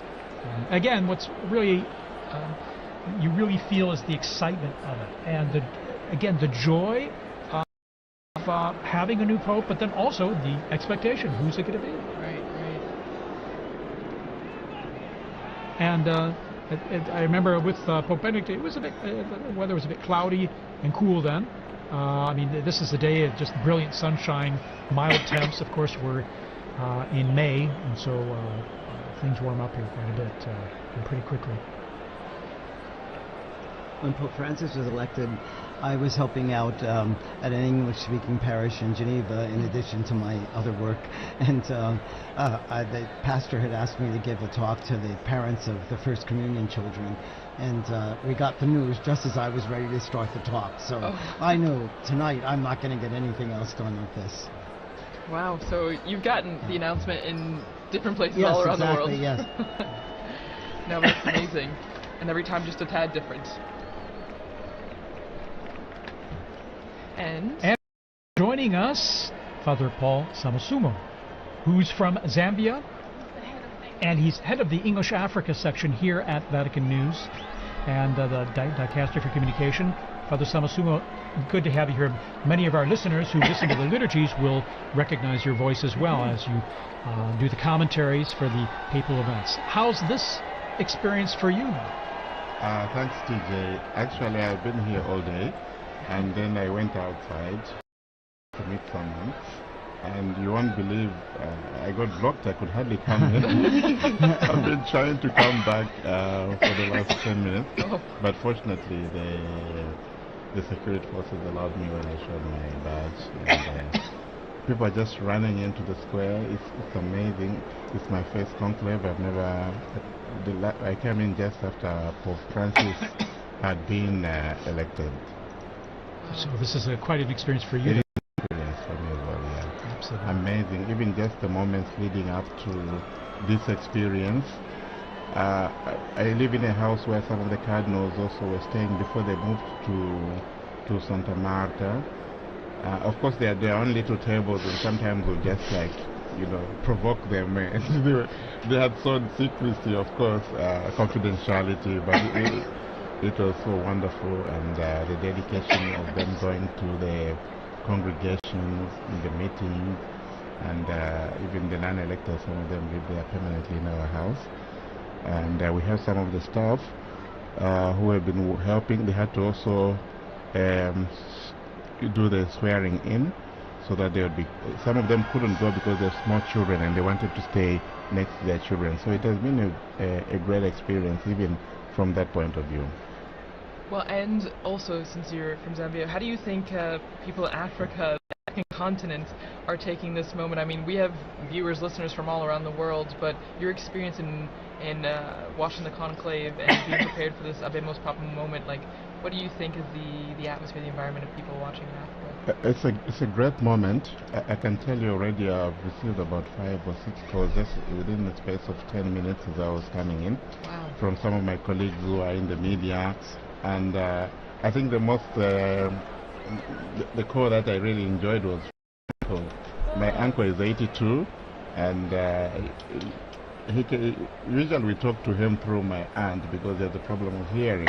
But he's so excited, so everybody's following. They're following on various channels there, the national television stations, on radio and so forth. It's a great moment, and knowing Africa, they've always been fascinated by the popes. I remember even from a time when I was a young boy myself in catechism, we taught the anthem, the papal anthem. Really? Yeah. So that was very familiar for you to hear. Not this one, but there's an old one that was translated in our languages. Oh, wonderful. Translated in your language? Yes. Yeah. In your language? Or yes, languages? Exactly. And what are your languages, by the way? Just Well, I'm from Zambia, and Zambia has 72 languages. Oh my goodness. Of which 8 or so are the main ones that's widely spoken. English is the official language of, so you can get by with that. Fantastic. I imagine people tune in even to our live streams, even if it's in Italian, Latin, or with your translation in English. I imagine it's a way to connect people. Tune in the same, even if they don't understand what's being said. It is, and some directors of some of our Catholic radio stations. I'll give you an example. In Kenya, about 11 Catholic radio stations. Wow. So they've been asking, what time is there smoke? Why are we having the smoke? Yeah. Well, and it's really interesting now that we have you, Father Paul, in here, because as we heard from Father Bob, we had a message from Gaza, listening there, and then now you hearing messages from all over, and exactly. So it's the wide-reaching effect of this moment, and as the message or the theme that we've seen throughout our conversation has been universality, and how this is not just for people here in Rome, and not just for Catholics, for people everywhere. In fact, I'd like to thank people around the globe tuning into our live stream here. Maybe you're watching on a local or a national network, local Catholic radio, wherever you're listening. Thanks for joining us here.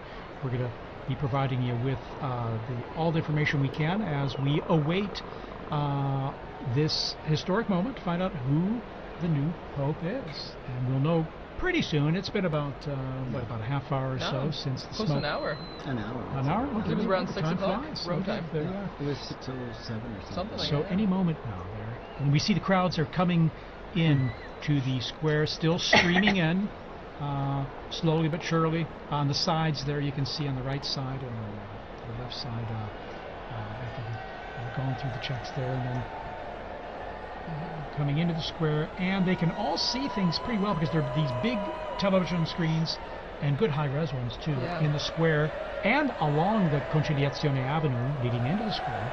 So many people, they can see just what we're seeing all together here. These same images and coverage. Sometimes there's some text message or some subtitling there and info for them, but they can get a good idea of what's happening even if they're not up close, thanks to the nice new technology we have out there. Well, and I'm sure, as we all talked about before, you would also, I'm sure, have experience with this, but use it like the screens in the square, us doing this commentary, and you have to imagine that social media is blowing up with this moment, you know? Oh, yes. I mean, everyone that's in the square is live streaming, I'm sure, taking videos, taking pictures, and so the news is spreading even faster than it would have 10, 20, 30 years ago. Exactly. Even just here in Rome, you know, just the streets, the cafes. What I found interesting is, I'm sure you've seen the guys that sell trinkets and stuff. Some of them are from Senegal or from Bangladesh and so forth.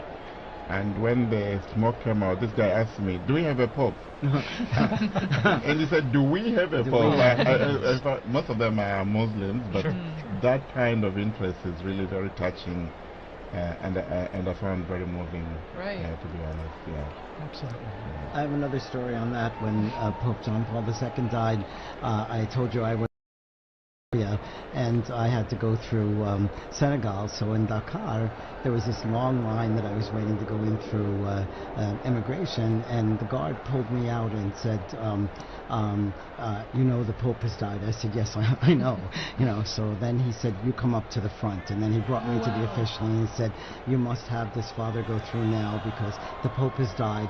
And then he told me that he had a chapelet, a rosary from John Paul II because he was part of the police when John Paul II visited Dakar. Next morning, 5 o'clock, I'm back in the line because I have to then fly to Gambia.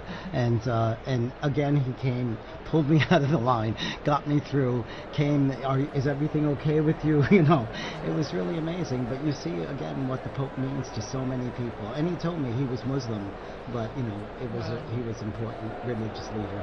Right, of course.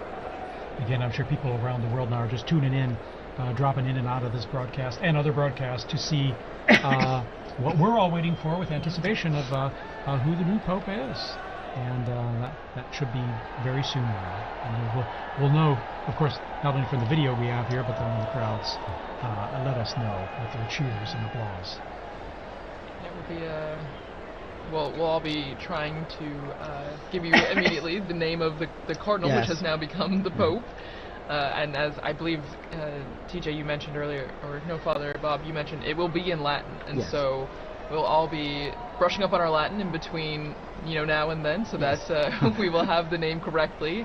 And then we'll also get to hear the name that the new Pope chooses to be I his think new... the name is always also interesting because it kind of gives this vision of what he wants to do with the purpose. Probably not what he wants to do, but what he, you know, what inspires him. And Father had an anecdote there. I also have when Pope Francis chose the name Francis, one of the Jesuits in Zambia told me, "We were so excited because we thought he was chosen Francis Xavier." Yes. And actually it was the next morning that Francis clarified that this was Francis of Assisi. So yeah, it's true, because a lot of people were trying to guess and figure it out. That's right. When he met with journalists, he explained the origin of the name that he took and why. And it's special, like you mentioned, Brother Paul, right? So it usually drives an idea of what the focus might be for the pontificate, choosing this special name. And we had mentioned earlier, right, that the person, I think it was Liz that mentioned, the person becomes a new person in that sense. The Pope is a new man because he gets rid of the old name, takes on this new name, and he's no longer just whoever, Cardinal whoever.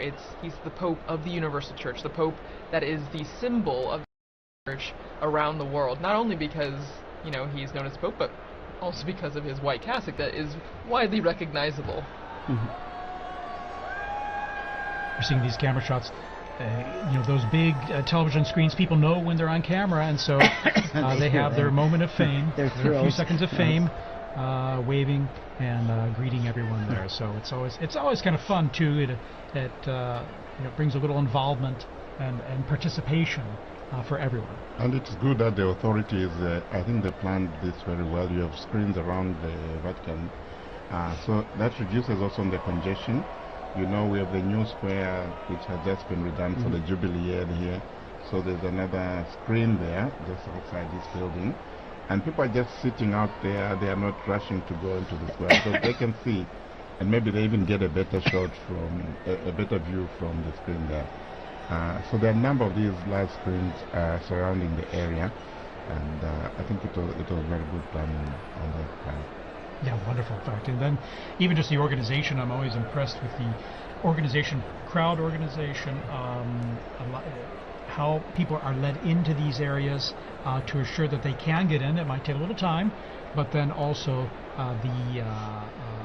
how everything has come off so well without a hitch. Again, it was almost prophetic because so much of the reconfiguration of the square and Via della Conciliazione was done for the Jubilee, but it served very well for the funeral and now for the new Pope.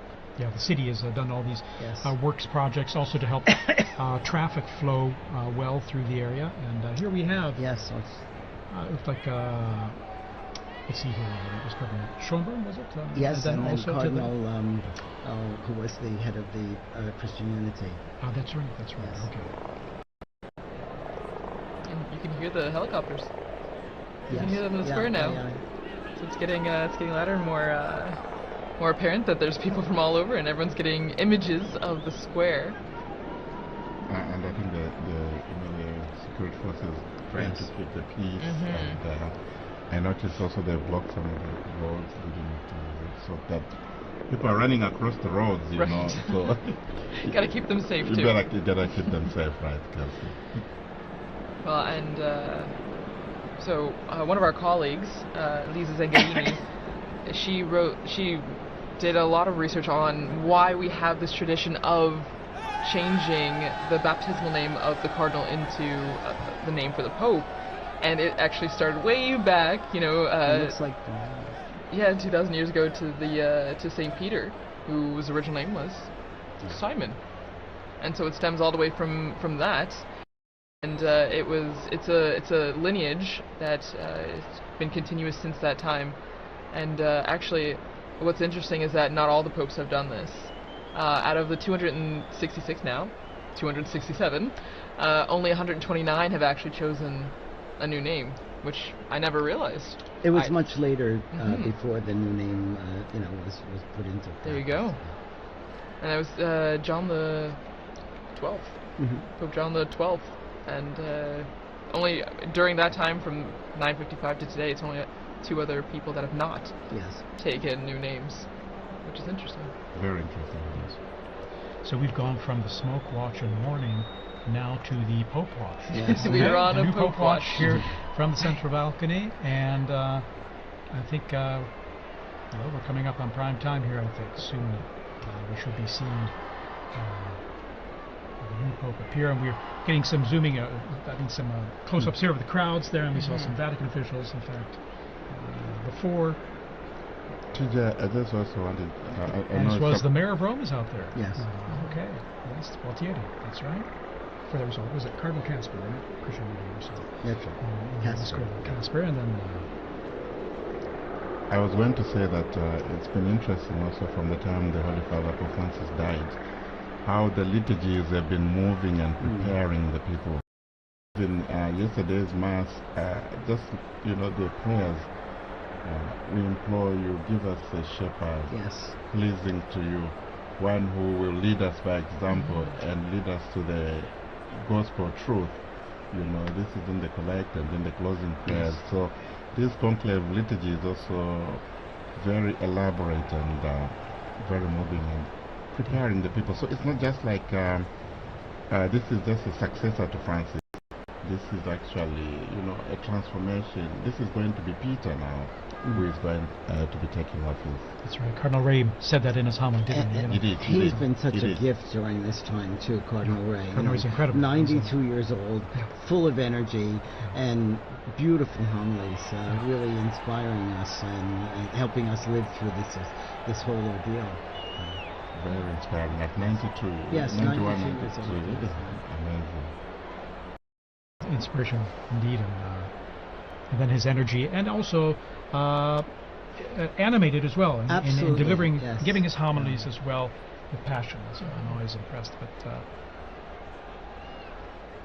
so here we are. All right, we got this flag. Someone is just asking me on the phone, do we have the name yet? No, yes. We will learn with all of you. We're all like everyone else. It must be hard for those cardinals out there now. Right. You know, they're not allowed to tell us. Exactly. But, That's true. Yeah. Wow. Mom's the word. Mom is the word. All right, we're just waiting for the appearance. Pope Watch is on high alert. That's right. It could be turned into. It will be a warning soon. It will be. Okay. So. All right. So in some quiet among the crowds now, as this anticipation is sinking in and building. Because I think what they will do as soon as there's they don't let any more people inside to prevent a stampede. That makes sense, yeah. It makes a lot of sense. Again, like you were saying, the safety. Yeah. Safety is a big priority, even though it's exciting. And you see even small children getting excited for this moment on our screen. So from the youngest to the oldest. Fun for them, fun for us. Exactly. It's as fun for all ages. Indeed. And even the Vatican flag. Vatican time. And we're lucky the sun's gone down behind, it looks like behind the Basilica now, so you won't have the sun blinding you as you look at the central balcony of the loggia there. So a bit of anxiety yesterday, you know, when the smoke wasn't coming. I said, what's happening? Why is it taking that long and so forth? But, you know, you could understand, I think as has been explained, there's so much to do. There was the juramento, there was the homily of Cardinal Conclave as well. Then, and then there was also the Vespers as well. So I think you don't understand. But you could just understand also the anxiety and the joy and the excitement surrounding all this. Sure. Yeah. Of course. And then the first time going through the whole process of the voting process, whereas, you know, by the time this morning came around, it was all, it wasn't anything new. They're going in there to vote, you know, before prayer, of course. I mean, a lot of these flags that we're seeing on the screen as we wait for the Pope, it reminds me a lot of World Youth Day. The same kind of excitement, the same kind of building. You know, you see young people from all over.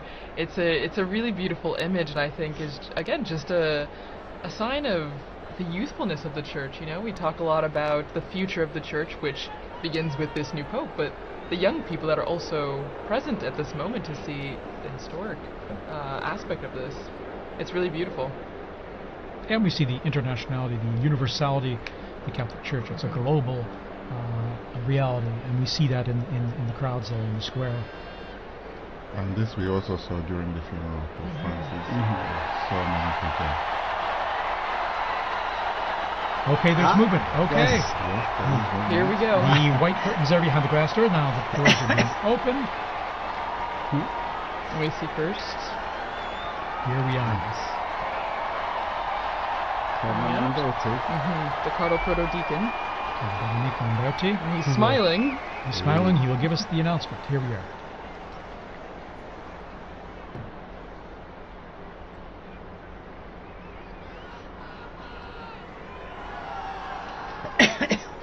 Suspense. Annuncio vobis gaudium magnum.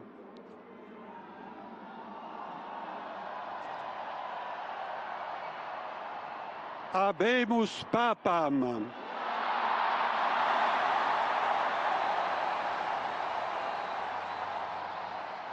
Eminentissimum, ac reverendissimum Dominum, Dominum Robertum Franciscum, Sancte Romane Ecclesiae Cardinalem Prevost, qui sibi nomen imposuit Leonem XIV.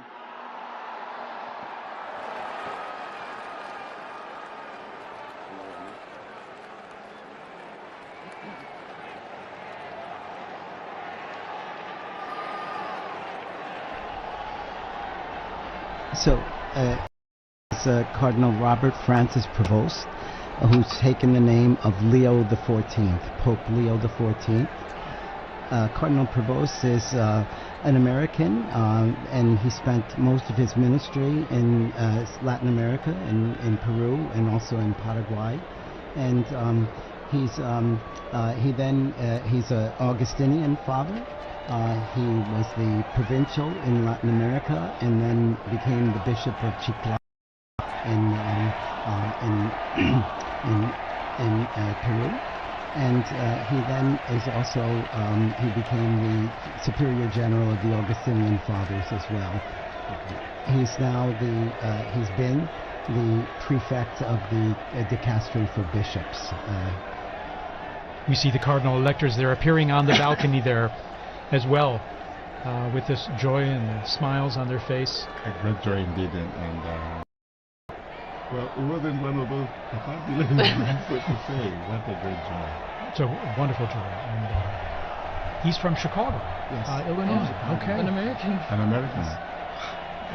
An American. I think that's a historic moment. It sure. is truly, truly historic.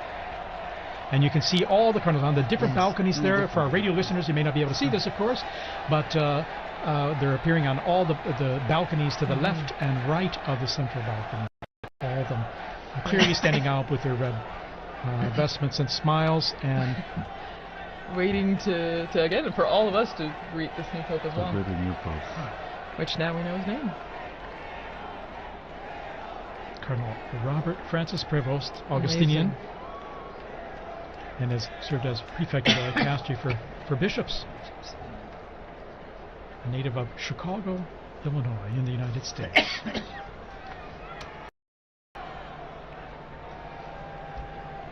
Wow. And so, as we said before, you saw all the flags and everything out in the Yes. square, and now all the Americans are holding their flags. Indeed.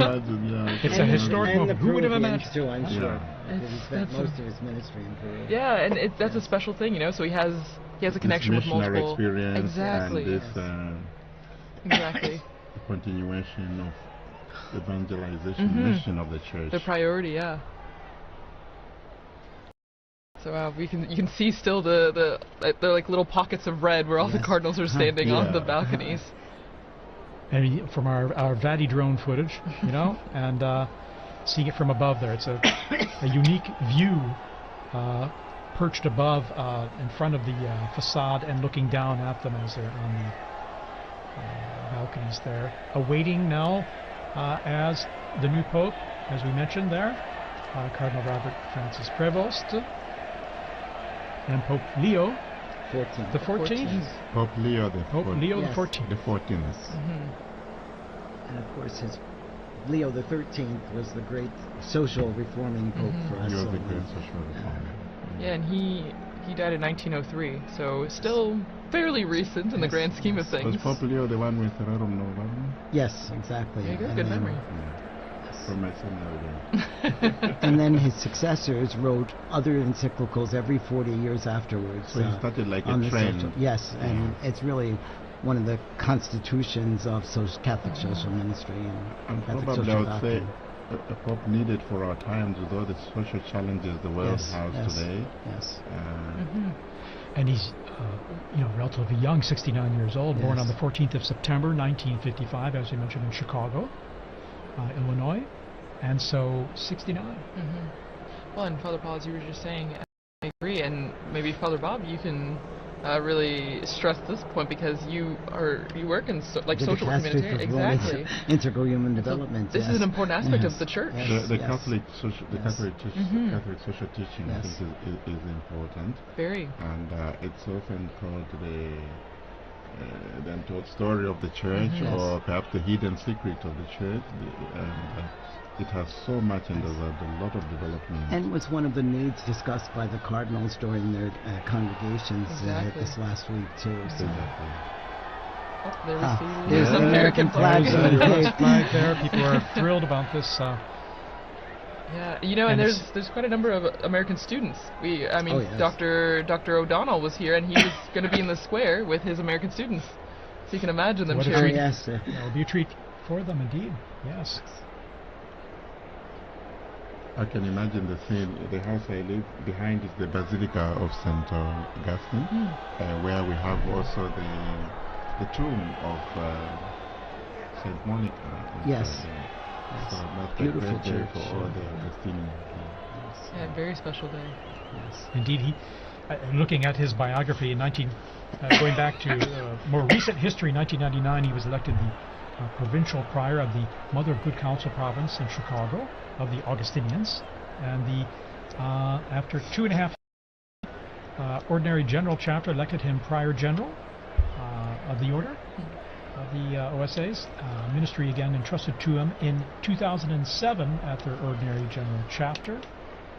And reading here, in October 2013, he returned to his province of Chicago to serve as teacher of the professed and provincial. He served as, and then you would see his roles there. In 3rd of November 2014, when Pope Francis appointed him apostolic minister of the Diocese of Chiclayo in Peru, where he served many years, and he was made a bishop there, and he served there for many years. And then in March 2018, he became second vice president of the Peruvian Episcopal Conference, so working as a missionary there, missionary bishop as well in Peru. Here we're seeing these beautiful shots of the Vati drone there, of at the same level almost of those balconies, and all the cardinals kind of crowded in those balconies. And they look like they have the same anticipation that we do. Exactly. Exactly.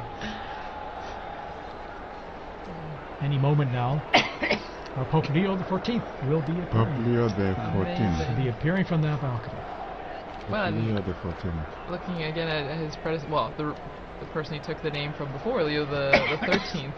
He actually, Pope Leo XIII had the third longest papacy, well, verified papacy that we know of, behind Peter, the apostle, and then John Paul II. So one from way back in church history and one from our very recent history. Long live the Pope. Exactly. No, and even on the screens now you can see a lot of people climbing up on the what are they? The lampposts in St. Peter's Square. Anything to get a better view. Yes, just trying to get a good view of the new Pope. And there we have the cardinals. These are the cardinal electors, right? Mm-hmm. Right. The ones that helped make this decision. Yes. Which, since we had 133 cardinal electors, then we had to have a majority of 89 cardinal electors to vote for cardinal. I found intriguing the fact that the voting takes place in the Sistine Chapel, where you have the last judgment. Right. So whatever you do, whatever you decide, that's between you and the Lord. Yes. Because the weight of the responsibility is so great. So very fitting, very telling, eh? Well, and before you came in, Father Paul, Dr. Liz Lev was talking about the Pauline Chapel, and that's where the new Pope, now Pope Leo XIV, when he will walk down this hallway in the chapel, and at the end of the chapel is an image of Peter crucified upside down, but the artist turned his head so that when the new Pope is walking down the hallway, Peter's eyes are following. Here we are. There we are. Pope Leo XIV is now Pope appearing, Leo XIV. coming to the central loggia of Basilica. Very special moment. Very special moment. And Here he is. There he is, Cardinal. And the applause going up, the greeting, the waving, Big the smiles. smiles. How amazing. How amazing. And Dr. Liz Lev was also talking about the symbolism of the red that he's wearing. You know, it is a sacrificial role, and that is the symbol of the cloth that he's wearing right now. And we see this beautiful close-up view from the side there, at the same level as the loggia. Pope Leo XIV. Pope Leo XIV. Amazing. Smiling. Smiling And Pope, yes. you can see who wouldn't be taken by the moment. And I think going overcome through with his emotion. mind, you know, the weight of Yeah. this responsibility. Oh yeah. On his face. You can see it on his Absolutely. face. Amazing. After this, you're never the same person. No. And we're hearing the bands below, the mutual salute of the anthems, the hymns, of the Vatican hymn and the Italian national anthem, as we do traditionally with the Easter and Christmas, as we've mentioned. And after this, now Pope Leo XIV, he will give a greeting and his first apostolic blessing, the Urbi et Orbi, to the city and to the whole world. So that blessing extends to everyone who is watching, everyone who is listening, your family, wherever you are. It's a great moment to prepare ourselves for this first blessing. This most solemn blessing, you can just feel and see the emotion on his face. Yeah.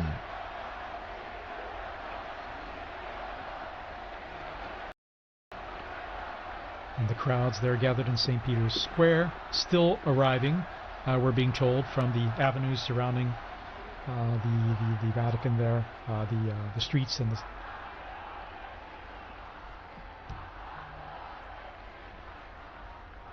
So just getting messages here, congratulations, God bless the Pope.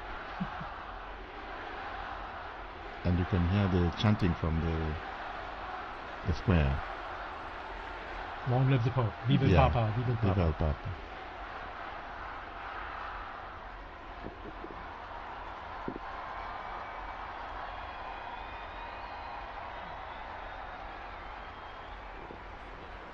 And we're all silent now, awaiting his first words.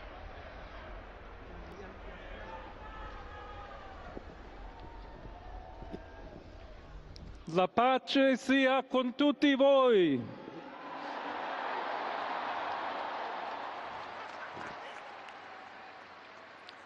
Fratelli, sorelle carissimi, questo è il primo saluto del Cristo risorto, il buon pastore che ha dato la vita per il gregge di Dio.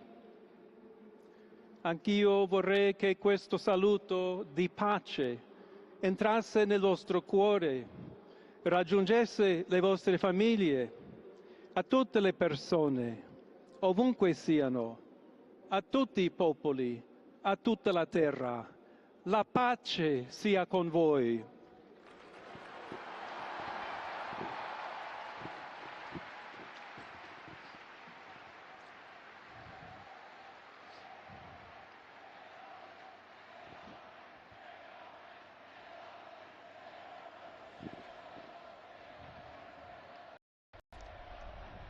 We're just hearing the first words of Pope Leo XIV. As he continues, we'll provide a summary here in just a moment as we listen to his words. He's asked everyone to, brothers, Questa è la pace di Cristo risorto. this is the peace Una of the risen pace Christ, disarmata e una pace disarmante. a peace that is umile e disarming and perseverante. humble and persevering. Proviene da Dio. It comes from Dio God, che ci ama a tutti. God who loves all of us, Incondizionatamente. without any limits and conditions. Ancora conserviamo nei nostri orecchi And quella voce debole ma we sempre still have coraggiosa the sound di in our Papa ears of that, Francesco the weak che voice of Pope benediva Francis, Roma. who is blessing Rome here. We have that fresh in our minds, in our hearts, in our ears, hearing his voice. Il Papa che benediva The Roma Pope who was blessing dava la Rome, sua benedizione al mondo, al giving his mondo blessing intero, to the world quella mattina del giorno di on that Pasqua. morning, on that day of Easter Sunday. Consentitemi di dar seguito a quella stessa Allow me benedizione. to continue Dio that ci same vuole blessing. bene. Dio vi ama tutti. God loves E everyone. il male non prevarrà. Evil will not Siamo prevail. tutti nelle mani We di are all Dio. in the hands of God. Pertanto, senza paura, So without fear, uniti, united, mano nella mano con Dio hand in e hand, tra di noi, with God and among ourselves, andiamo avanti. we go forward. Siamo discepoli di We are Cristo. disciples of Christ. Cristo ci precede. Christ goes before us. Il mondo ha bisogno della sua luce. The world needs His light.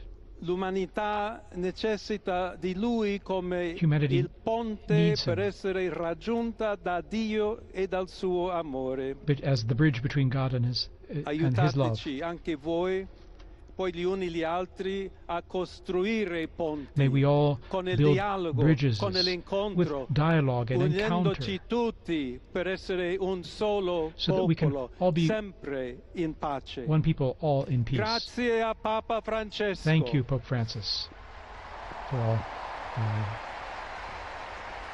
all you've done. We're hearing the first words here of Pope Leo XIV, just elected Pope. Voglio ringraziare anche tutti i confratelli I'd like to cardinali also che thank my brother hanno cardinals scelto me who chose per essere me to successore di be the Pietro successor of e Peter camminare insieme a voi and to come Chiesa walk along unita, with you, cercando sempre la pace, la giustizia, searching all together for cercando peace and sempre justice, lavorare come uomini and working e donne together, fedeli a Gesù men and women Cristo, faithful to senza Christ, paura, without fear, per proclamare il to Vangelo, proclaim the per gospel, essere missionari. to be missionaries.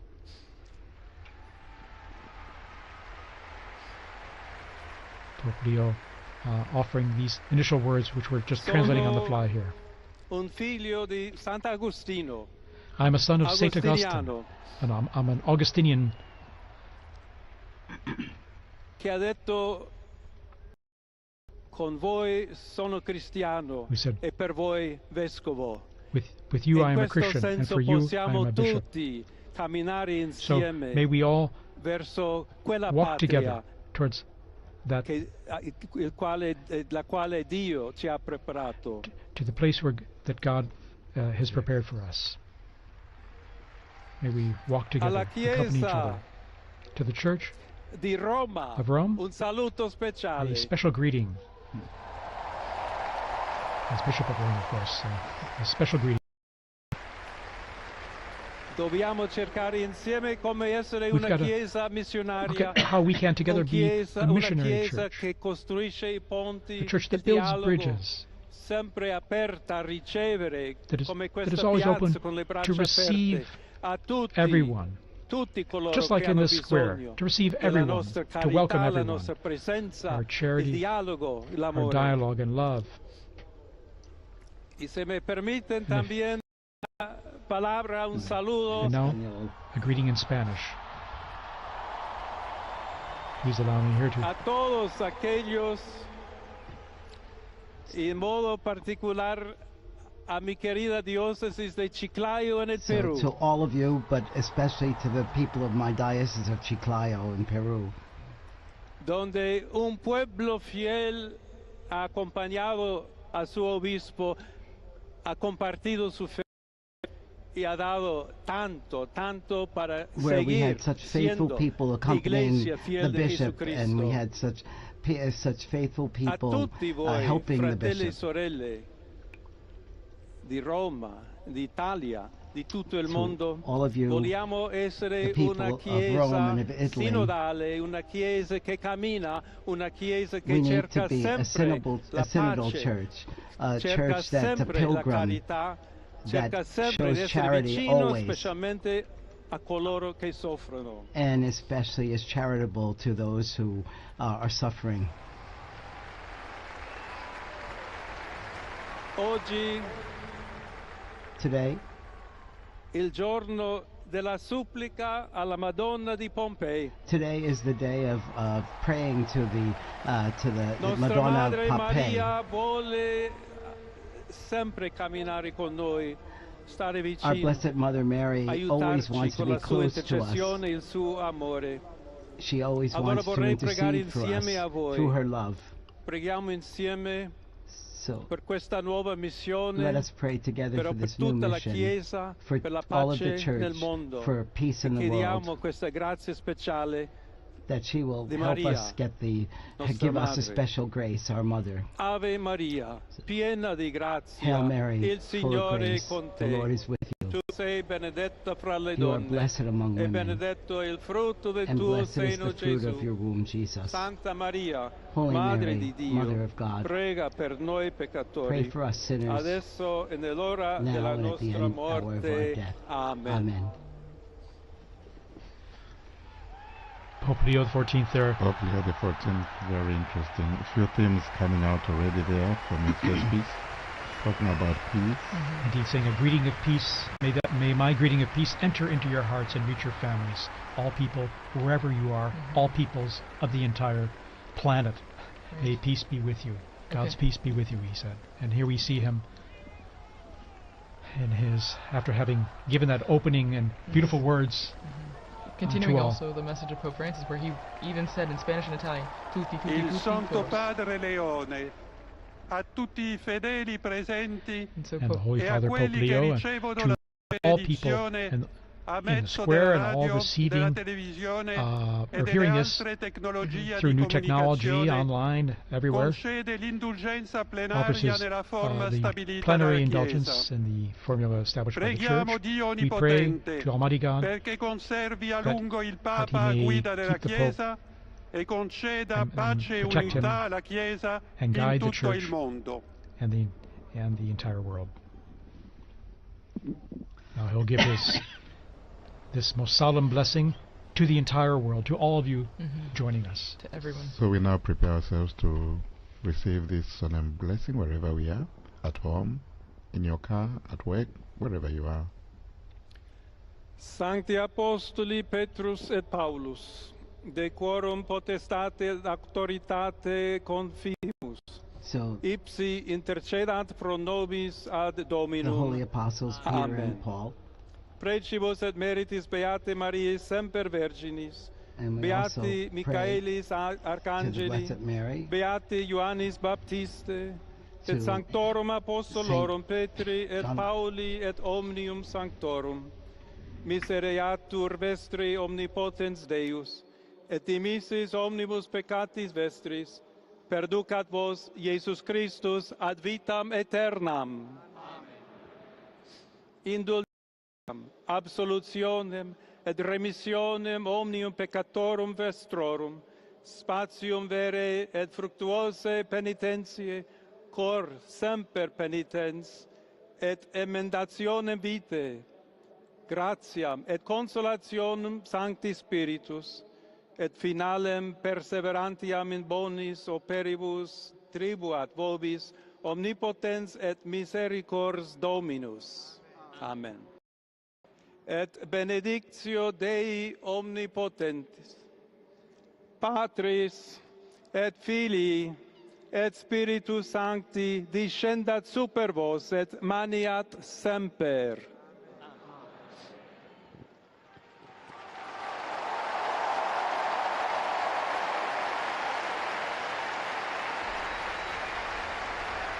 And we just heard the blessing there, received the blessing there of Pope Leo XIV, and to the world, to the city, this most solemn blessing to all of us and all of you listening and watching out there. What is interesting, he's smiling, and I found very touching the fact that he made reference to his former diocese in Peru and spoke to them in Spanish. Very, very touching moment, and how they are thanking them for how they accompanied him. And from this moment, I think we all accompany the new Holy Father with our prayers and support. And once again, he asked, just like Pope Francis did before, he asked for continued prayers. You know, this is a heavy task, as we all noted before, and he continues to ask all of us for prayers and also for the intercession of Our Lady on this special feast day. and he asked us especially to be bridge builders, as he is the Pontifex, the bridge builder as well, that we should all be building bridges, both here in the Diocese of Rome, in Italy, and throughout the world, and that we should build that on fraternity, and on solidarity, and on dialogue. So many times times. Pope Francis told us the same. There have been false debates, I think, in leading up to this about unity and diversity and things, but he's made it clear that he's looking for us to be united, but also to be the bridge builders and to bring about peace in the world through We're seeing this stunning footage, or this video that he drone there going close to the balcony and seeing, I think for the first time, unique images like this up close. The new Pope. There's about 100,000 people we're getting in the square right now who are seeing Pope Leo XIV for the first time. Here's Sistine Chapel from the border of Texas and Mexico that Pope Francis, she spoke to him when he was there. It's amazing, all the people who are appearing in the square now and the connections they had present and past. Again, quite a novelty, an American Pope. And here he is waving, and again, once again, you can see the emotion and sense of responsibility, the weight of the office. Well, this is a beautiful view, seeing from inside the loggia, looking out, what he would see as he waves to the crowds. It's a very interesting place there. I don't know if you remember, we used to do the commentaries from that place. Indeed, commentary positions behind, off to the side of that big hall on blessings, and after those blessings we would greet the Pope as well, briefly after on Easter or at Christmas.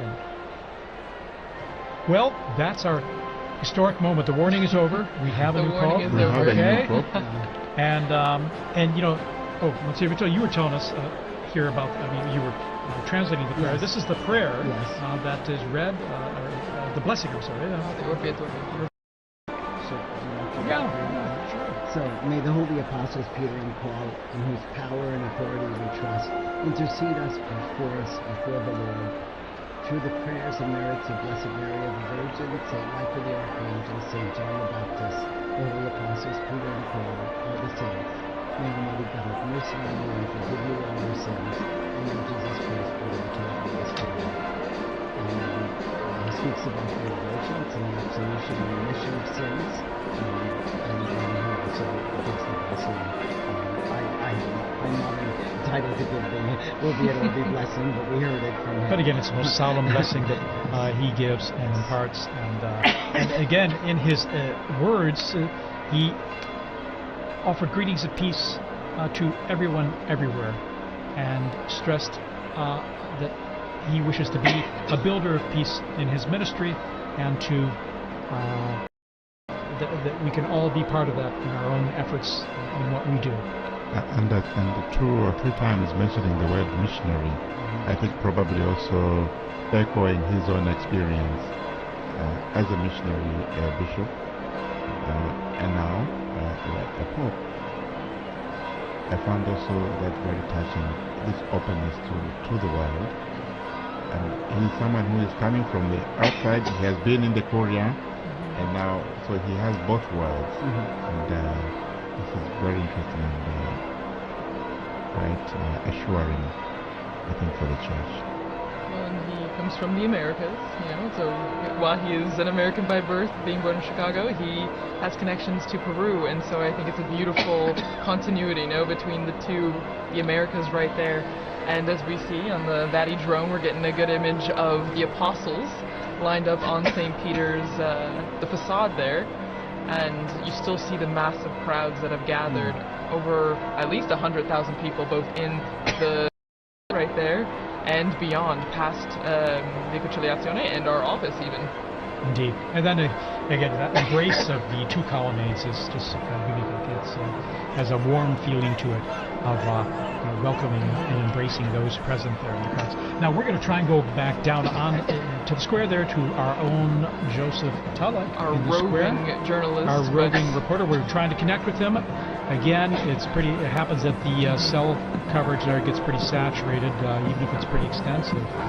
So we're waiting to link up with him to get some direct feedback from him. But while we wait for that, as you were just mentioning, TJ, about the arms of the colonnade, and that ties in perfectly with what Pope Leo XIV was talking about also in his Orvieto, the blessing and the greeting, where he speaks about we need to be welcoming to all people, tutti tutti tutti, todos todos todos, and so it continues. I mean, you get that welcoming embrace from the square, but then also from our new Pope, which is a continuity also from really Pope Francis, who initiated that, with his famous line, todos, todos, todos. Exactly. Everyone is welcome. It was interesting that he said, for you, I'm a bishop. With you, I'm a Christian. Yes. That was really beautiful. A quotation from St. Augustine, I think, yeah? Well, and it's true. It's a nice... it's a good way to identify himself, that we're all Christians, but he's also a shepherd when he was a bishop, but then now as the Bishop of Rome and the head of the Catholic Church. Again, embracing everyone, inviting everyone, basically underscoring the unity that brings us together, both Christians, non-Christians, everyone. And it means, TJ, we are going to see that unity we are talking about in the synodality. He did refer to synodality as well. He did. And that word meaning talking to, hearing everyone's opinion and dialoguing together, listening to one another. That's what, in a sense, the basics of synodality, in terms of listening to one another and seeing where we can talk about things and come to understand one another and where we're coming from and maybe the best way to go forward together. And we're going to be on, just to let you all know, we're going to be on the air here for a little while longer, at least another, probably about an hour here, to provide more updates on what's happening and trying to connect to St. Peter's Square there with our own Joseph Tulloch. We're trying to get through there, and once we get through, we're going to chat with them and get some a sense of what it's like out there. I mean, the crowds are still there, although the square is slowly starting to empty now. And we're seeing the bands there that just performed leaving. And again, an incredible moment.